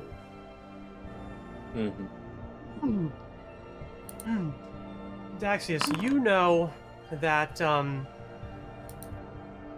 the area was kind of a. How do I put this? It's almost like describing a holdout area for when the Lich King came through, there were a lot of like mountainous towns, fortresses, and most likely small dwarven holds that were up in the mountains, which made the forces that were there very difficult to dislodge. A lot of heavy magics used by both sides were deployed, and it was brutal. Imagine the first couple of days at Verdun. The artillery fire and the mustard gas, men charging to their deaths across open lands and a machine gun fire. Kind of that level of horrifying. With, on one side, primarily the undead, with some support from Orcish and other greenskin tribes and societies. And what was left afterwards was what I can describe the best Pyrrhic victory. Man was able to drive the Lich's forces out, mostly putting a lot of them into the ground or back there. And what was left behind was a waste, mostly poisoned by extremely powerful and extremely fell magic. So, I think you're well aware that a whole shitload of people went up there dead already or to die. And that those magics most likely resurrected them. And, generally speaking, those kinds of spirits aren't very happy about that. Well, to make a long story short of what I know, the Gravelands isn't just a fancy title it has. It earned that name. Pretty well put. They say that the Lich King had at least 75,000 bodies in his armies when they swept northwards, and the Empire at the time had to throw at least that, if not more, in order to crush them against the rocks that were the Eastern Whitetops. A lot of people died as a result, or were already dead when they got them. And the kinds of magics that the Lich King's generals and spellweavers used tainted land and anything that fell there. Every so often, a lot of things will wander out in search of some sort of revenge or to assuage a pain of a death long forgotten. Yes, have there been expeditions sent up there in an attempt, vain or otherwise, to handle it? Well, of course. We've only, within perhaps the last 100 years, realized that unless someone extremely powerful comes along to cleanse that land, or one of the gods comes down from the Axis and uses their own powers, there's no cleaning that place. The picture's New pretty mission well unlocked. painted. Good luck. Yeah, good fucking luck. Okay. It's a side quest. Okay. Recommended Yeah, level 3. What the fuck crack are you on? Recommended level 17 at least. That's the vibe I'm getting. Nah. So, You just gotta use your resources well. Totally, yeah. so it is my belief that most likely the creatures that were captured had wandered down onto the roads towards Althaven, or perhaps one of the border forts that are still maintained in that area, were subdued and brought here. Is it grisly? Absolutely. But you forget the god that we worship here. Lycurgus is not a good god, nor is he necessarily an evil one. He's a one of battle and death. And in all the years that we have run these events, I haven't heard many complaints from the people who enter into those, either into the arena to fight them or into the stands to cheer it on. The moment they stop coming is the moment they'll stop being put on. I straight up walk out at that.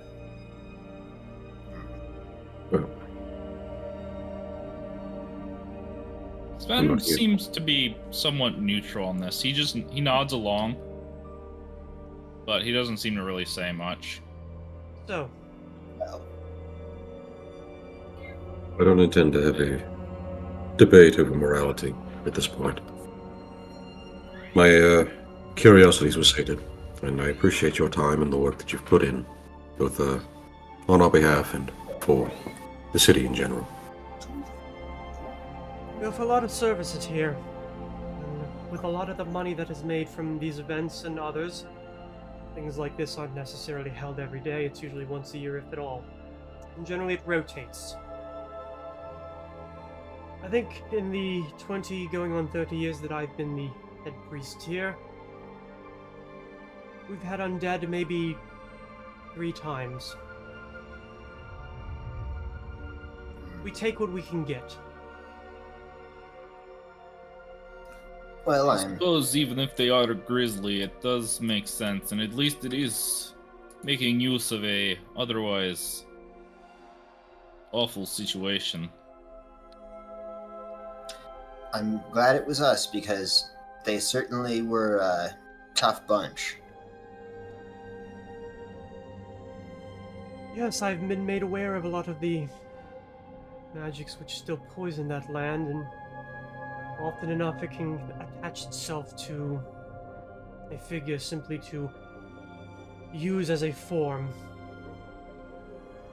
I will say that many of the undead that come out of there, they're not the men that once occupied that body. Their spirits have moved on, crossed into Nocturne's pasture and entered the cycle once again. Yes, and whatever spirits have been called into those bodies that remain have been irrevocably twisted and tormented into being that. Very much so. But it raises a lot of money. Money that is used towards a variety of healing and educational services, both here at the Red Temple and at the hospital across the street.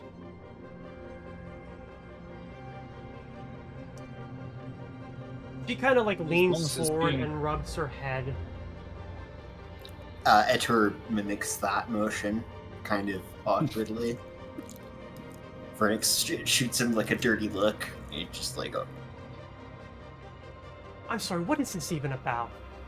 Like, I feel No, I think We're simply concerned about where these things were being taken from and if it was respectful to the ones who have died and turned into this.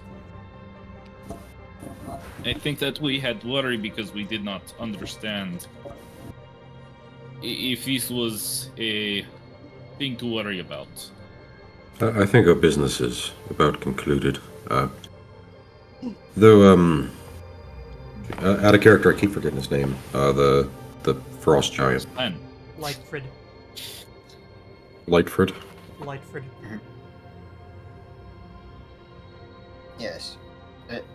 I was understanding that we were here to talk to him as well, but Yes, if the frost giant fellow, Lightford, is he available to open to a conversation, perhaps? I'm sure he'd be rather amenable to that. He's in the gardens out back. If you go out through the door here, take a left into the main chamber, take the hallway to the back, and exit through the double doors. You'll hear the water features through them. They should be propped open at this time of day. Wonderful. Again, appreciate your time, and apologies for any confusion or ill will I may have inadvertently caused. Well, it wasn't exactly that. It's more or less the political problems which have stemmed from what the hell happened yesterday. When I have one group very angry at me for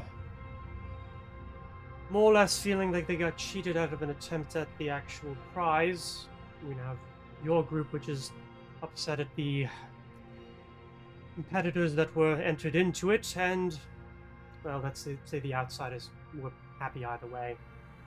But I also have nobles and other important people who are concerned about what happened at the end of the last round and looking for answers that I don't have. However, when people like the Prince's spy master come asking questions, generally speaking, you can't tell them no. He was I suppose not. asking questions about the creatures that came out, I presume. Yes, just a second. I want to find her name. Yes, in a way. I'm pretty uncertain if you've ever met Miss von Kessler, but she is a very hard woman. She is the kind of person who can curdle your blood by looking at you. Yes, about what the creatures were, but more so where the hell they came from. They wanted to be told that it was some part of the actual act and not something otherworldly. And I had no real answers for her, and generally speaking, that isn't a good thing to say to someone like that.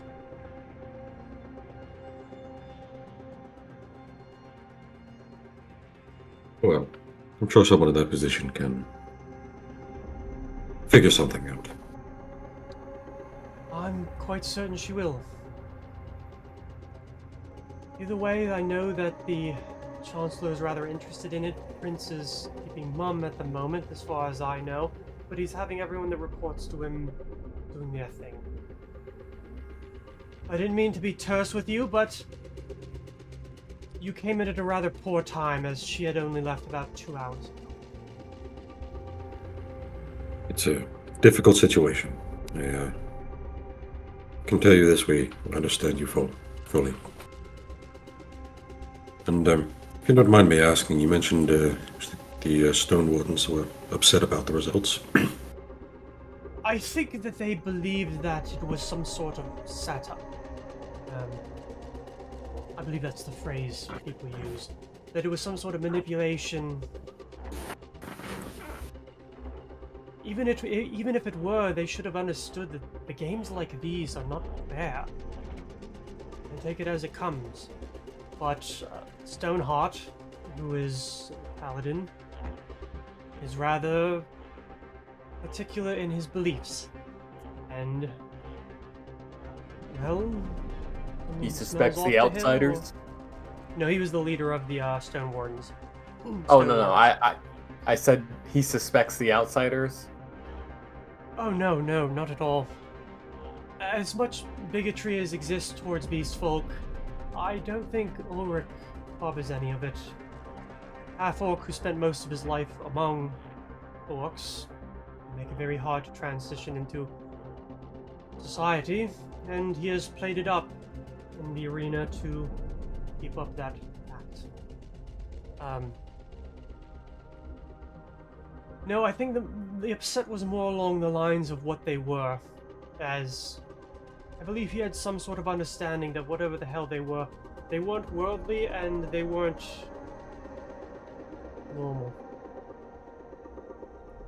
And if you have any questions regarding that, my answer is I probably know about as much as you do. Yes, we've got the questions, but I understand you're in the dark as well as us. But I think that's good to know in a different way. I wish I had answers for any of the people who have come through that door demanding them. Truth is, I don't. At this point, I'm trying to do damage control, make sure nobody feels like there's some danger. A lot of things have happened in the last few weeks, none of which are necessarily good. She kind of looks between everybody, and her eyes kind of land on you, Garugamesh, and she asks, "How old are you, son?" How old do you think I am? Flatter me.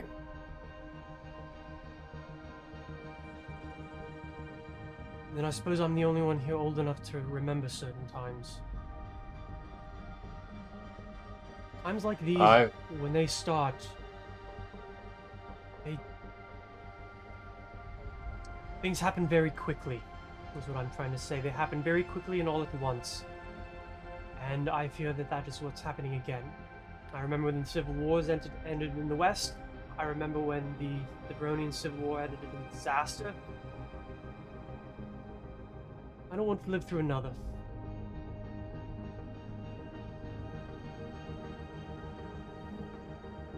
I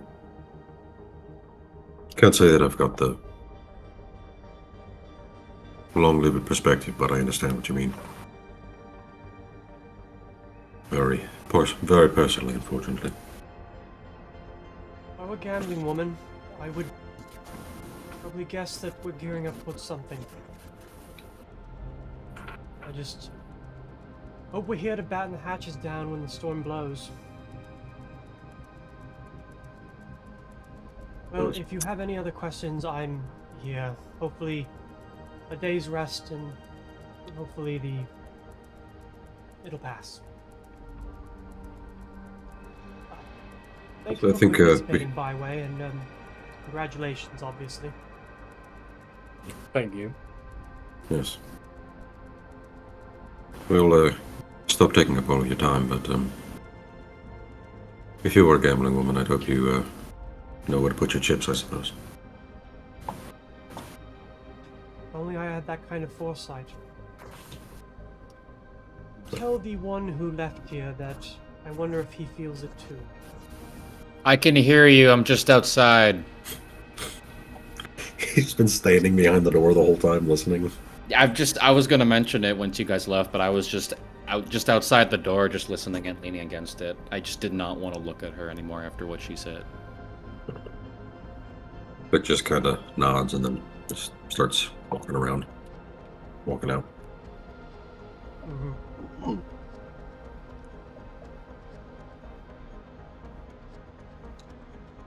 Sven just follows, I guess. He doesn't really have much to say, I don't think. Pretty much everything has been said already. I look back over at Kira kind of like uncomfortably, and I'm just like, thank you for your time. Have a long tour. Certainly. Take care. The little homunculus guy just like nods at her like, yeah. She like picks up the quill, like dabs it a bit, and then slowly goes back to writing, kind of looking about, honestly, more haggard than when you came in. As everyone comes out. Well, that went well.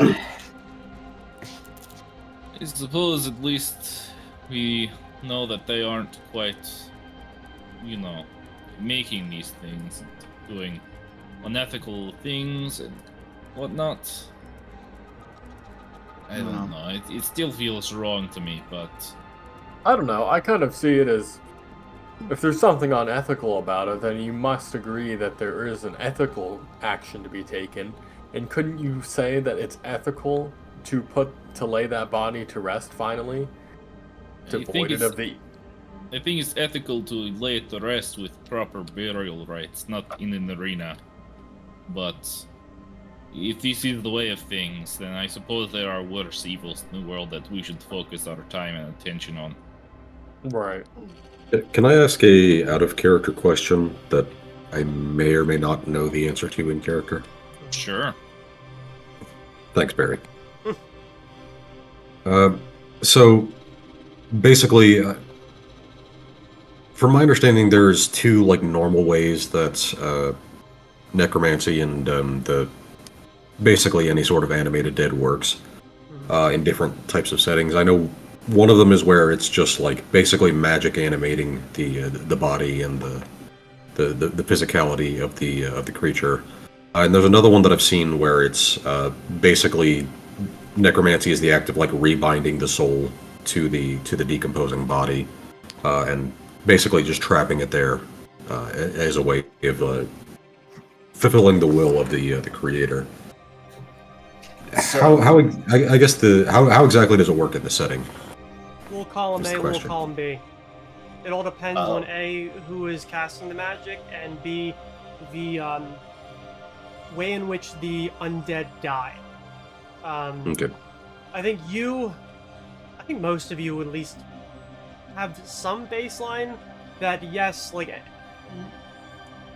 raising bodies when it comes to, like, zombies and low-level creatures like that, it's mostly energy bound to a body and making it move. But there are a decent amount of, like, if there's any amount of intelligence among the undead, it is either because they have something akin to a spirit in them, because it was the soul of the creature who died returns to it or is stuck within it, or a new one is put into it. There is also the possibility of, kind of in the same way that you would make a golem, where you kind of make a consciousness or bind some sort of extra dimensional spirit to it. It's a little bit like slavery with extra steps. It can be, yeah. But Yeah, you're 'cause- making something that's definitely not a person. It just happens to look a lot like a person in silhouette. Yeah. And, If it was a person, it would be slavery, but because it's not a person, it's okay. Mhm. And they don't have a proper mind, but sometimes they do things that they might have done in life or show signs that they hate the living for some weird reason. Like so the reason I ask is because the impression that I was getting is that maybe the small fry zombies weren't necessarily fully there mentally, but the big one very much did seem to be like a soul bound to a body Yeah, in a not so kind way. Most he likely, did evil cleric shit. yeah. He had to have a mind to do that. Mhm. Yeah, no, he was a rather powerful mage. No, but remember when you entered, he accused, like, more or less you guys, because he's the only one he could see, that you abandoned us. It wasn't Mhm. that somebody put him there, it's that he was left to die in a painful, frightening way. And there are a decent amount of undead who, if they die that way, they will remain with their body because they are so fucking pissed off and afraid and upset that they want to inflict that pain onto others. Yeah, that was the. I had referred to him as a revenant a few times, even though I don't Yeah. think that's necessarily the. A revenant, God, hanged man, I believe, also functions that way. There's Oh, there's one. I can't remember if it was a revenant or if there's like some other term for it that I had used in an old campaign.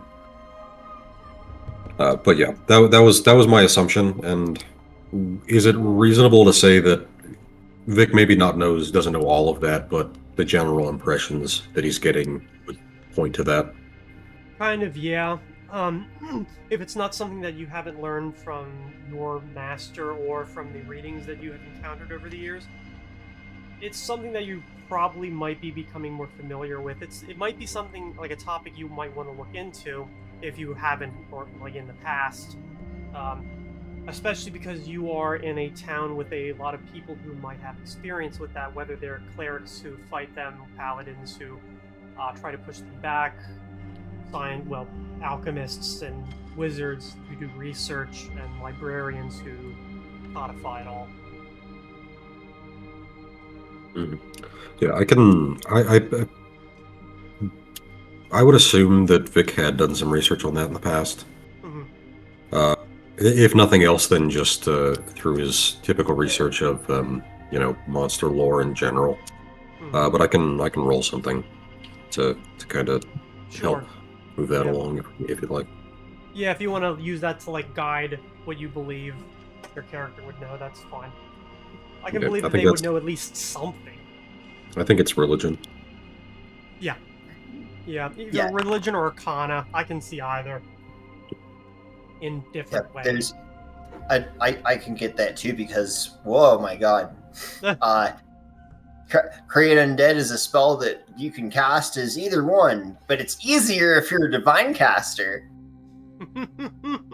Yeah. And then you can also do more fancy shit, like be like, "Hey, Mr. Necromancer, I see that you worked real hard at the wizarding school. Oh, you put all the obsidian in things' eyes. Well, that's cool that you made all these skeletons. I'm gonna just command them to rip you apart, Hmm. and then they're my skeletons now. Cool use of channel energy. It wasn't even a spell. Hmm. Yeah, it's it's a little bit one-sided there, but I suppose the one class does have to do with bringing things back from the dead. So I think with that role, you definitely at least have more than a like baseline knowledge. Like you have definitely knowledge that like most normal people would not have, but it's like I don't know, maybe like I don't know how would you interpret like your understanding of it related to that role?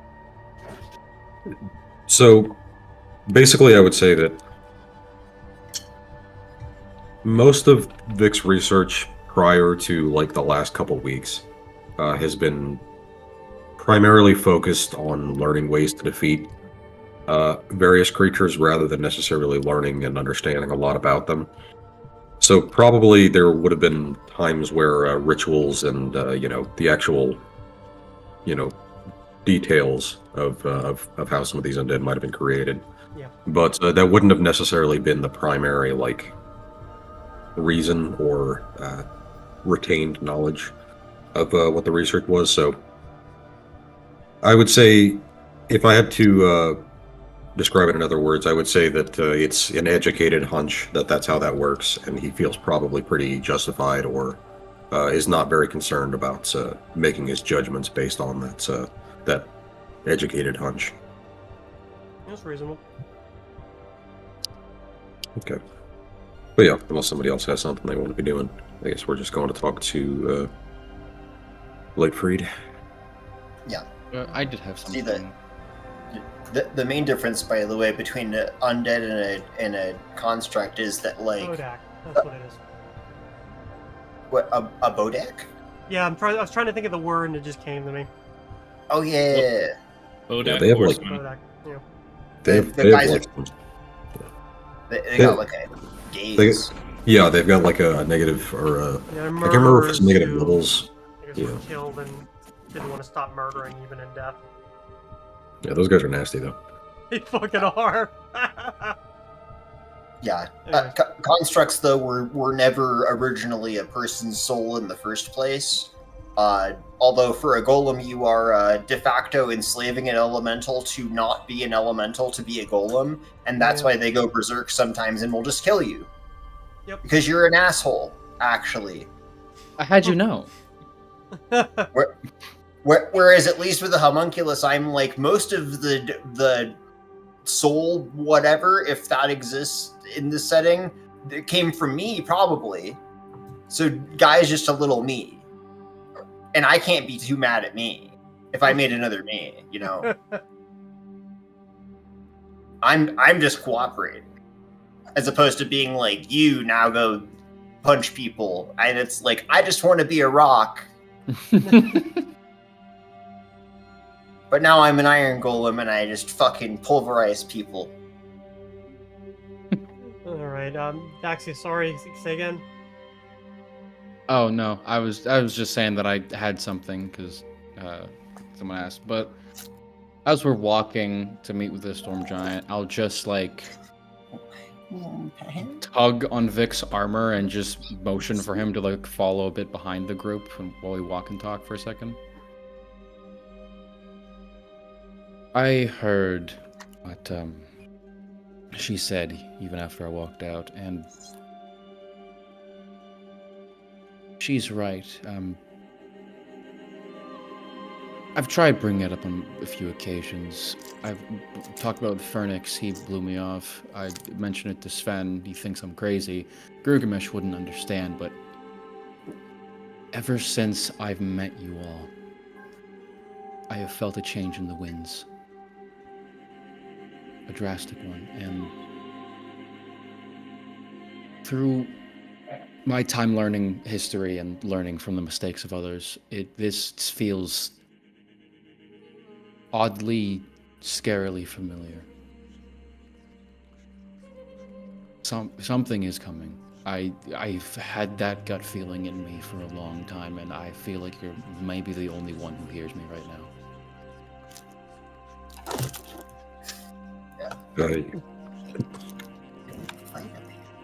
That the homunculus knocking a lantern off the wall.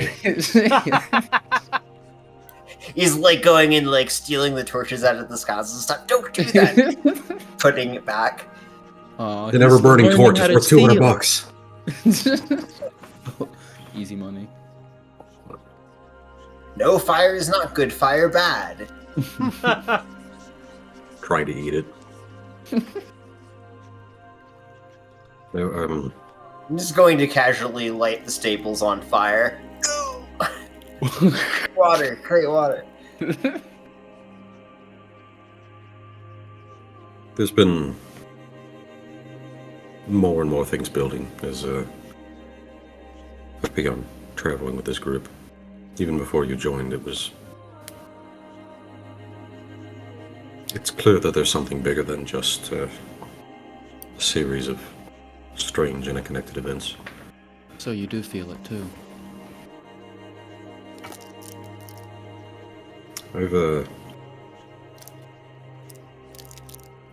It's hard to describe exactly. I've got this kind of sense for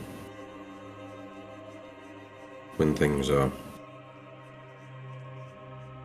well, call it a hunch or just a bad guess, but there are too many things moving in too many different ways that all seem to be linking up. Little like ley lines passing through magical energies of the world. Just they're all seem to be completely independent, disconnected, just going off in their own direction until they're finally meeting at a point and something happens. It feels that we're approaching one of these. We've seen smaller ones. We've seen the indications of where they might be leading. But we don't know what's actually going to happen when we get there.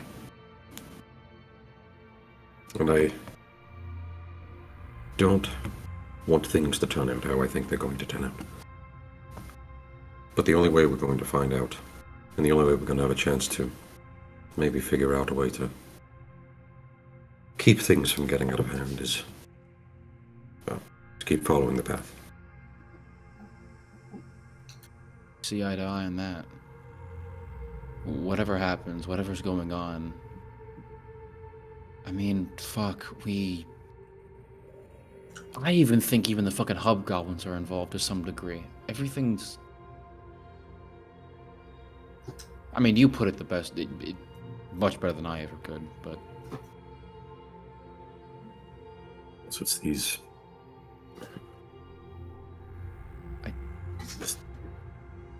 These sun worshippers. Some sort of... I don't know, cult. I think it's bigger than just a cult. Well, Whatever this is, it's not... I don't even know if it'll be localized just the Black Forest. it certainly won't be. There's no way of knowing what's going to happen, but there are too many... We know that they're working with incredibly powerful magic, but not just on one front. We've got nothing but dimensional magic, and these rifts and these strange time jumps and other such weirdness, but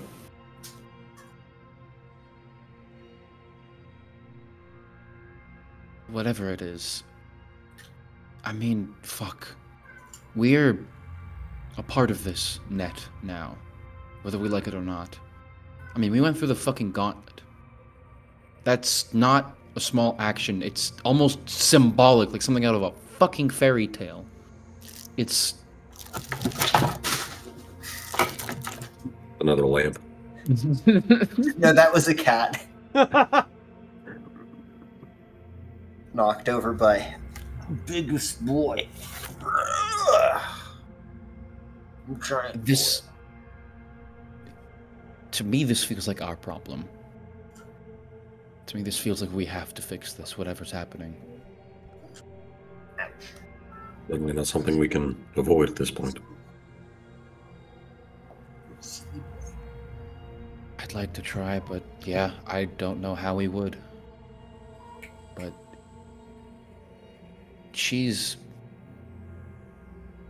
they won't listen to me for obvious reasons, but maybe the others will listen to you in this regard.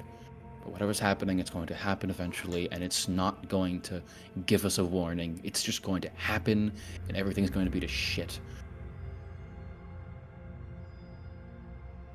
If you feel best, we can have a discussion about it, but somehow I I just don't want think it'll everyone to help. be prepared. The rest of the group, though, they may not be on board with these conspiracy theories that we're kind of enveloped in, at least as far as the thought process between you and I. But I wouldn't discount them by saying that they're not taking things seriously. They know what they're doing, and they've no doubt got a sense of what the stakes could be if we can continue down this path, but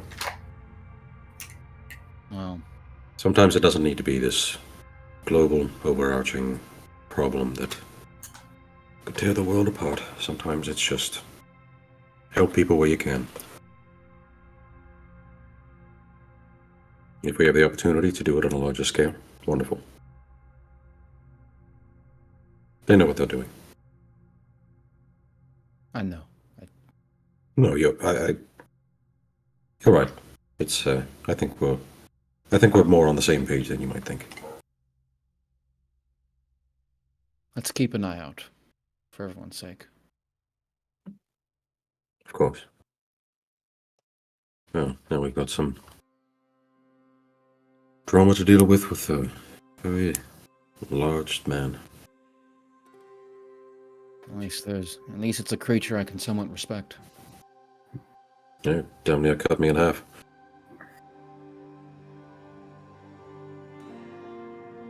So I guess after that we head outside. Yep, at the end of the long corridor, you approach a set of open double doors and exit out into a pretty sizable courtyard between the rear of the building and basically like it's like something inset in the middle of the actual building where it's still open air, but there's still cathedral beyond it, most likely a rectory or other living space for the novices that live here.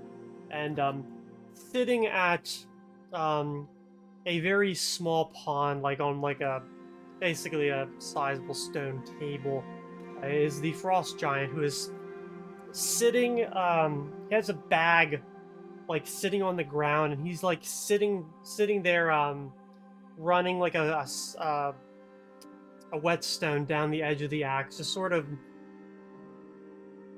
almost reverently in a way, but also just sort of like it's a weird form of almost meditation of just even movements, even noise, everything's quiet.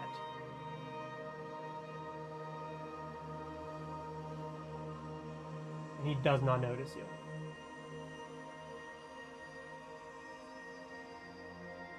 you. Unless anyone was jumped at the chance. Is there Hello.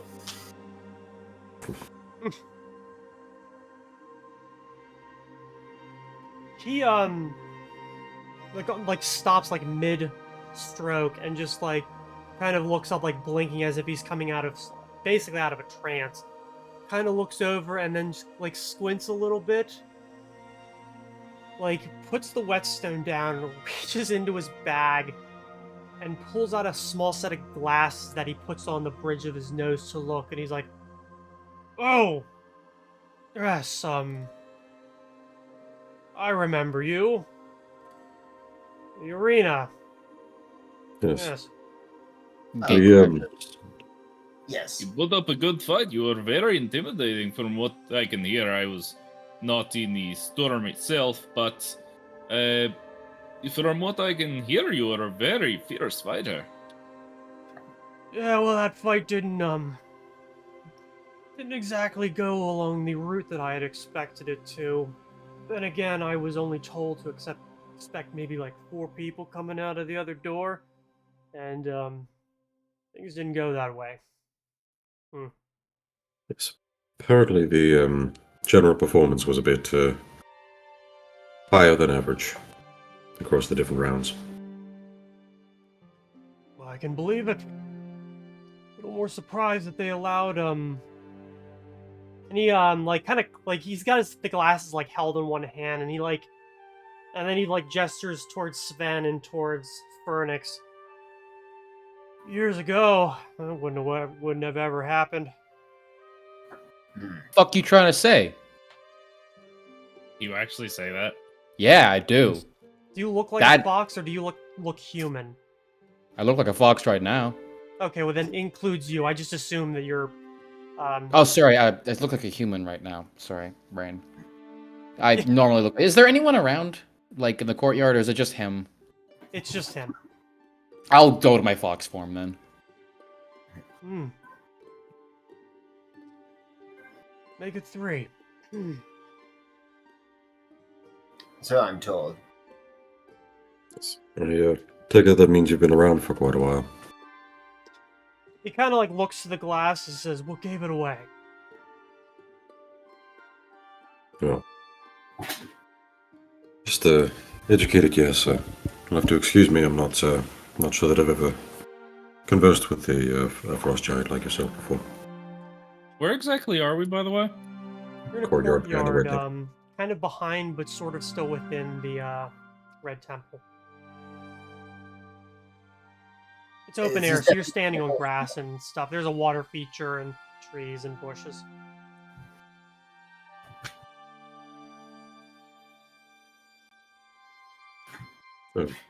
I'll, Suppose we were hoping to get the chance to get some more formal introductions.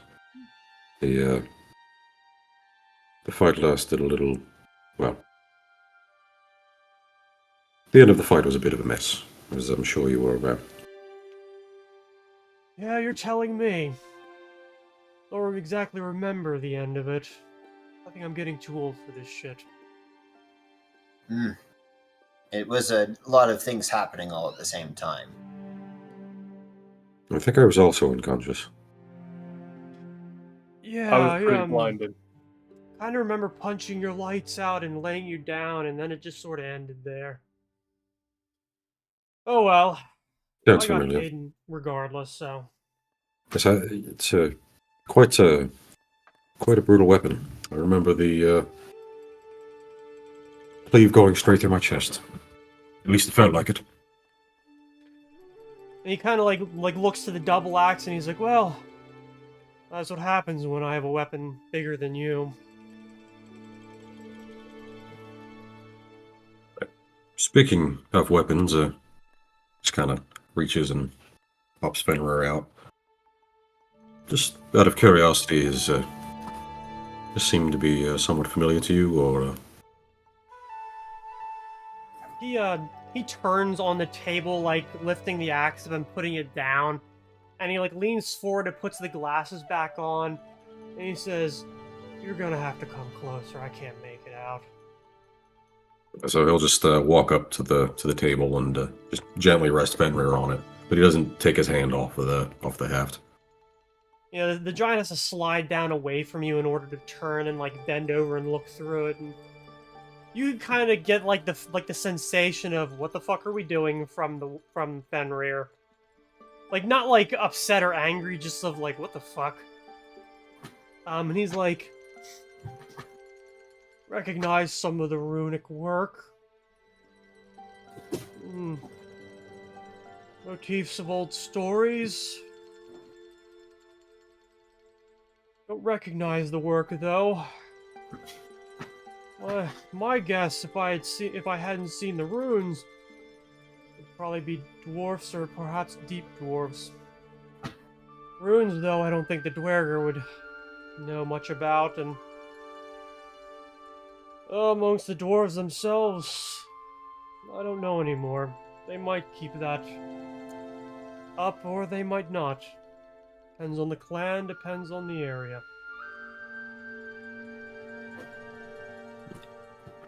Yes, Well, maybe our friend could introduce us.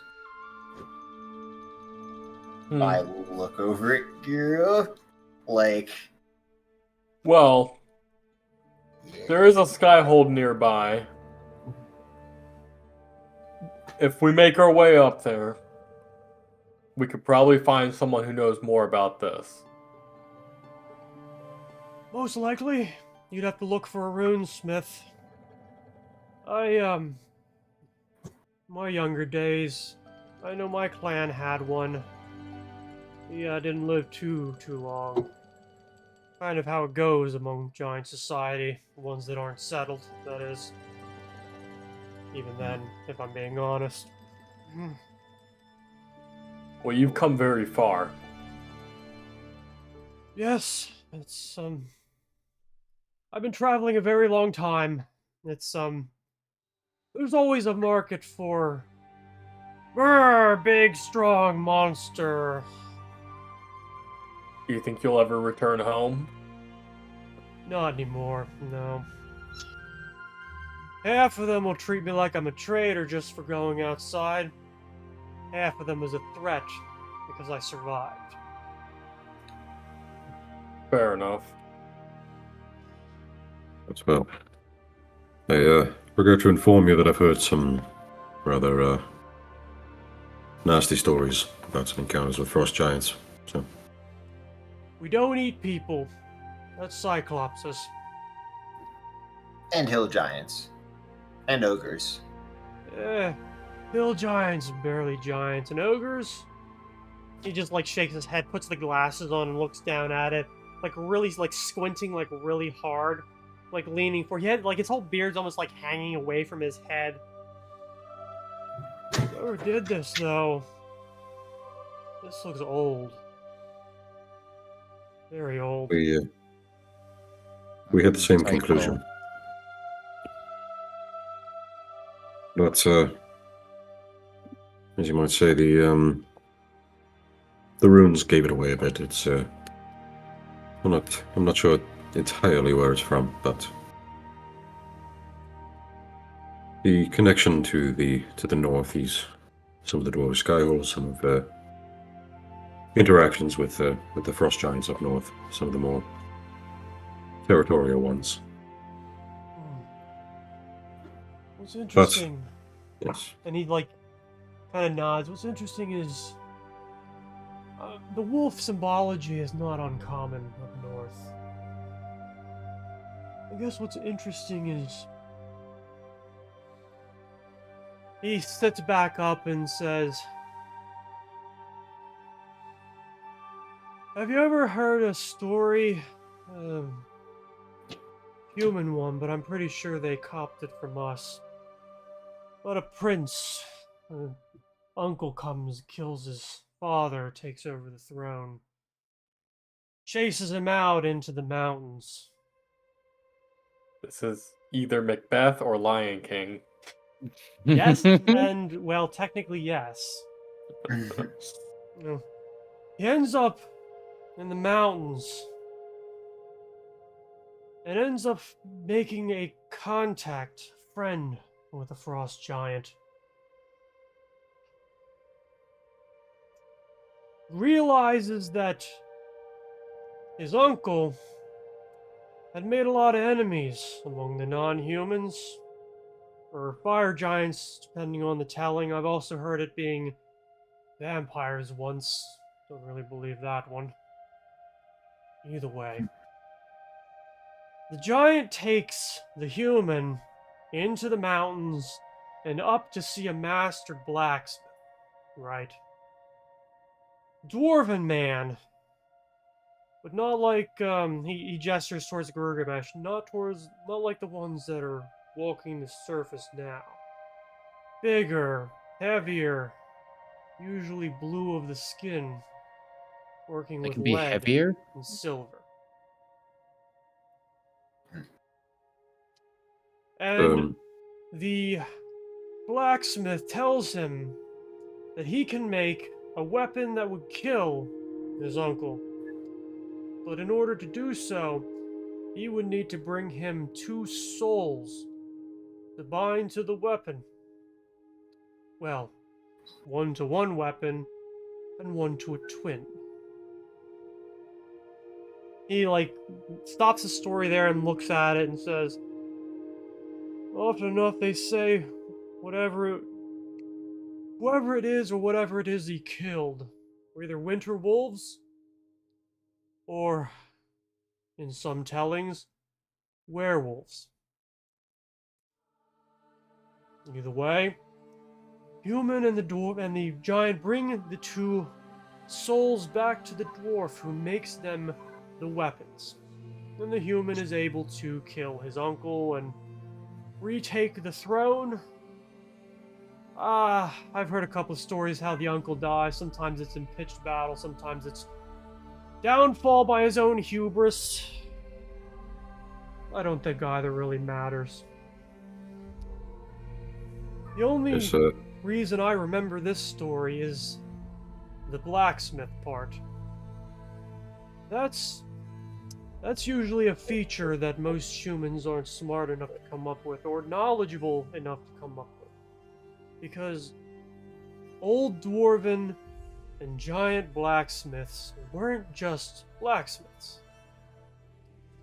They were rune scribes, and they were soulsmiths, finding energy and lives to the weapons that they made.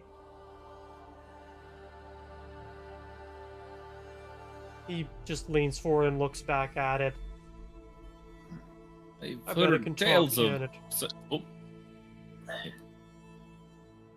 Sorry, go ahead. So So I was just saying, I've heard tales of such things. These very old weapons. This is... How old are you talking of? Exactly. I'm pushing maybe 220. Not quite certain. Giants aren't the greatest at keeping track of time. But the stories when I was told them when I was a child were ancient even then. So, well, you'll be happy to know you were right that the humans had taken that story. It's one I had read about, and perhaps would need to dig in a bit further at some point. And just mentally, he kind of thinks to Fenrir.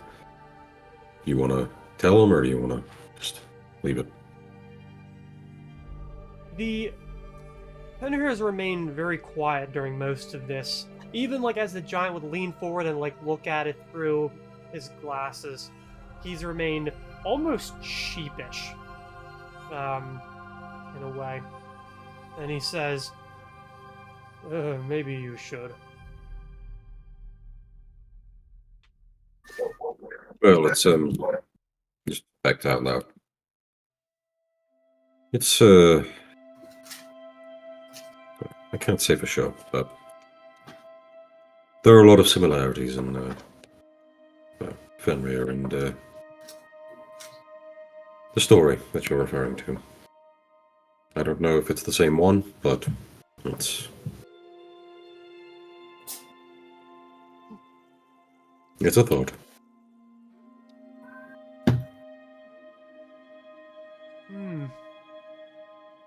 I bet the story ends with the human killing his uncle and taking the throne, doesn't it? I believe so. Yes, they would stop it there, wouldn't they? That's not the original story, is it? Oh, no. No. Giants tell the story in its second, sometimes even third part. In the second part, the human turns on the giant, his erstwhile friend, invades his kingdoms, bringing brother into conflict with brother, bringing into conflict the 2 weapons that had been forged by the dwarf to oppose the monsters in the world that they claimed that they stood against, and now they were being wielded at one another. Generally, the second part ends with the humans driving the giants out of their kingdom in the mountain. Not claiming it for themselves, they had no interest in it beyond what they could take out of it. Gold, silver, jewels, knowledge. The third part is told often by a skald. The giants coming back. The twin weapon reforged into a greater weapon. Brought down. Raining hell and fire onto the humans. Setting alight their kingdoms. Killing them. Man, woman, child. War brought home. And in the end, is only ruin.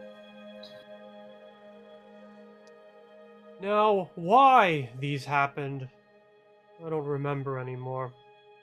Some people claim it was a evil warrior, spirit wizard, something evil settled in the heart of that king, newly born, or cruelty among the giants who felt they had a free hand to take as they pleased. I often find that the truth is somewhere in between. Often both are true and both are false, in ways. Maybe the human was just an asshole. Possible. Most giants would agree, but stories like these are often simplistic. They don't reflect how people truly are. That's half the reason why I left the giants. A, to find my fortune, and B, because I got tired of it. Giants can be like humans in a way. Stupid, short-sighted, greedy, lazy, gluttonous, lustful, envious, and prideful. It's kind of funny in a way that historically they go at one another. They might as well be brothers.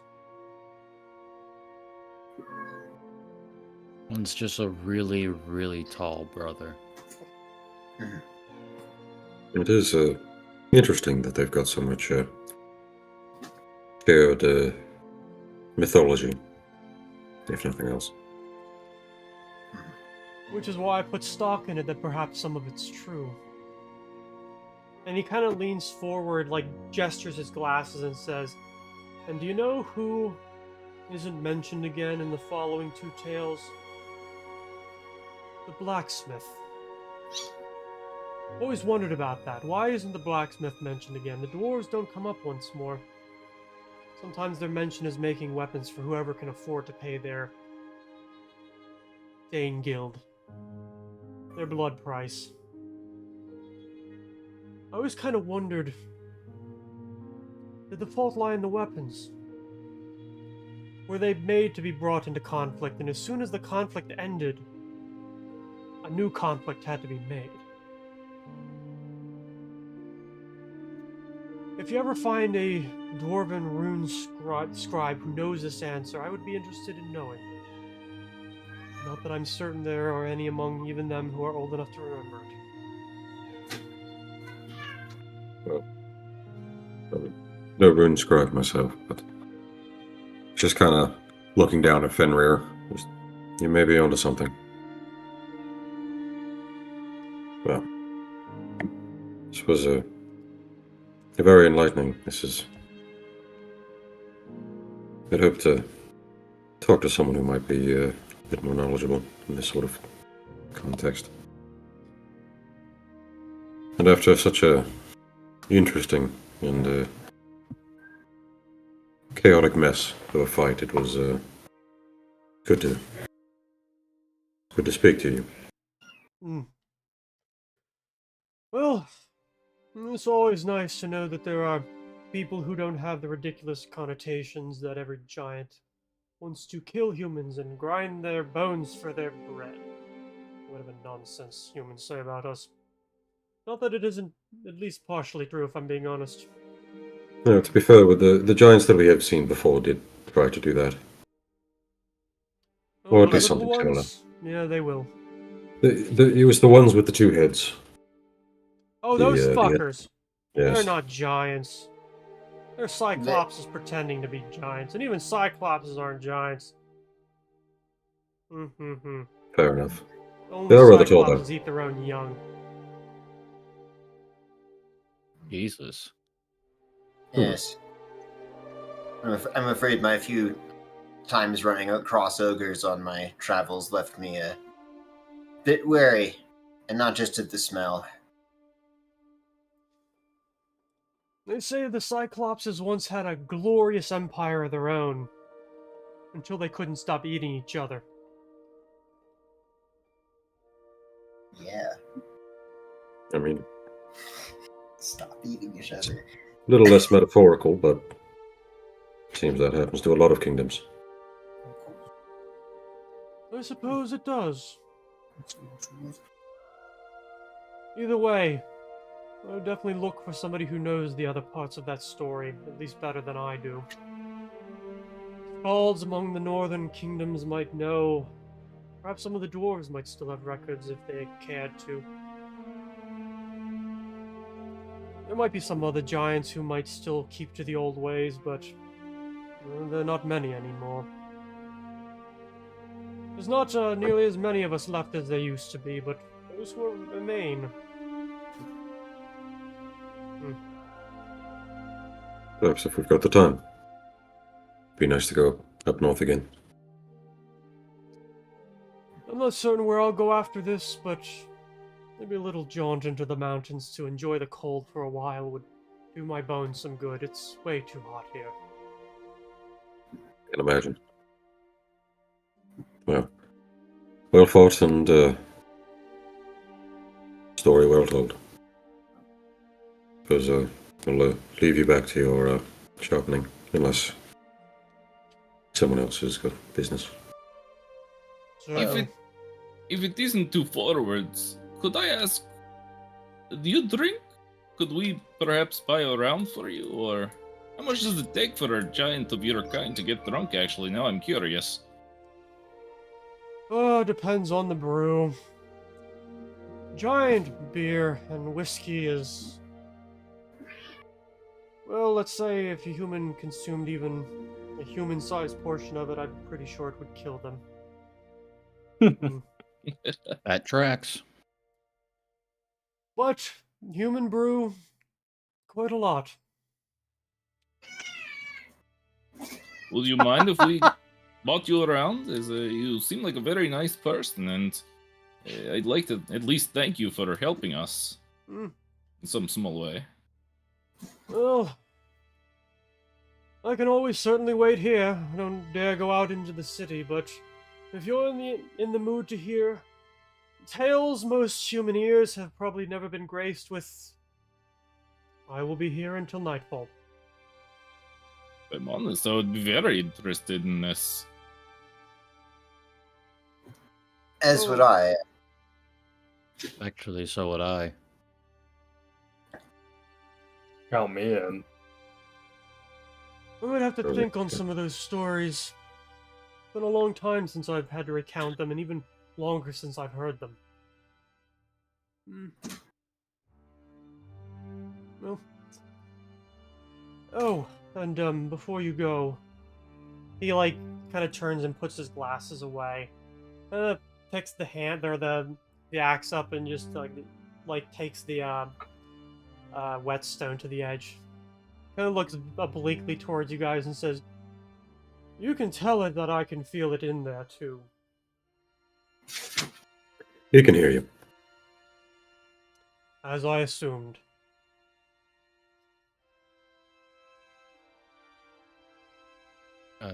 Thank Well, you I for your suppose we'll- time. We'll be back in a bit. As you guys get to the door, you hear the giant say something pretty loudly, but it's in a language that none of you recognize. Could I roll linguistics? Possibly. Yeah, give me a roll. A pretty high check, but hey, you never know. Probably not. You can definitely tell he's speaking in giant. It's a rough, kind of syllabic language. Rough on the ears. Right. Okay. And as you guys go into the hallway, you can hear him whistle a bit in the courtyard.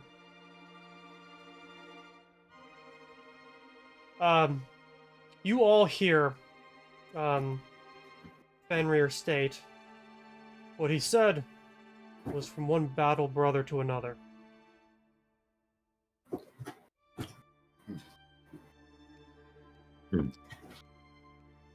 Do you know him at all, or no? What do you know of these giants? He seemed to know quite a lot about you. Wish I could say as much. I can't remember too much. The burning of human villages, that at least seems familiar. He might be onto something there. Yes, you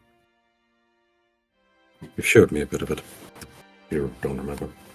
Hmm.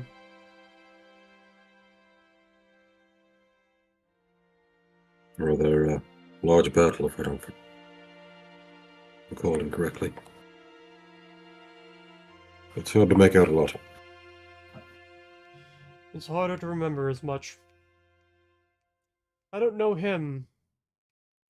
Don't exactly know his kind. Although I remember a lot of animosity towards them. Hearing one speak in that way, especially one so advanced in years, seems incongruous to the things I remember. No evil in him necessarily. Perhaps lust for money. Perhaps just exhaustion.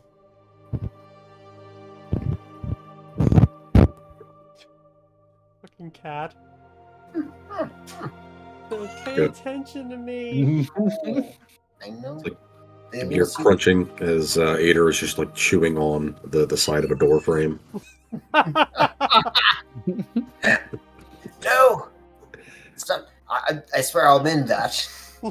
You're like near the great hall, and there's just some novice like looking to you, and just like, nope, not dealing with that, and just turns and walks away. What? Why the hell are you chewing on it? To see what it feels like? Well, okay, I guess that's a reason.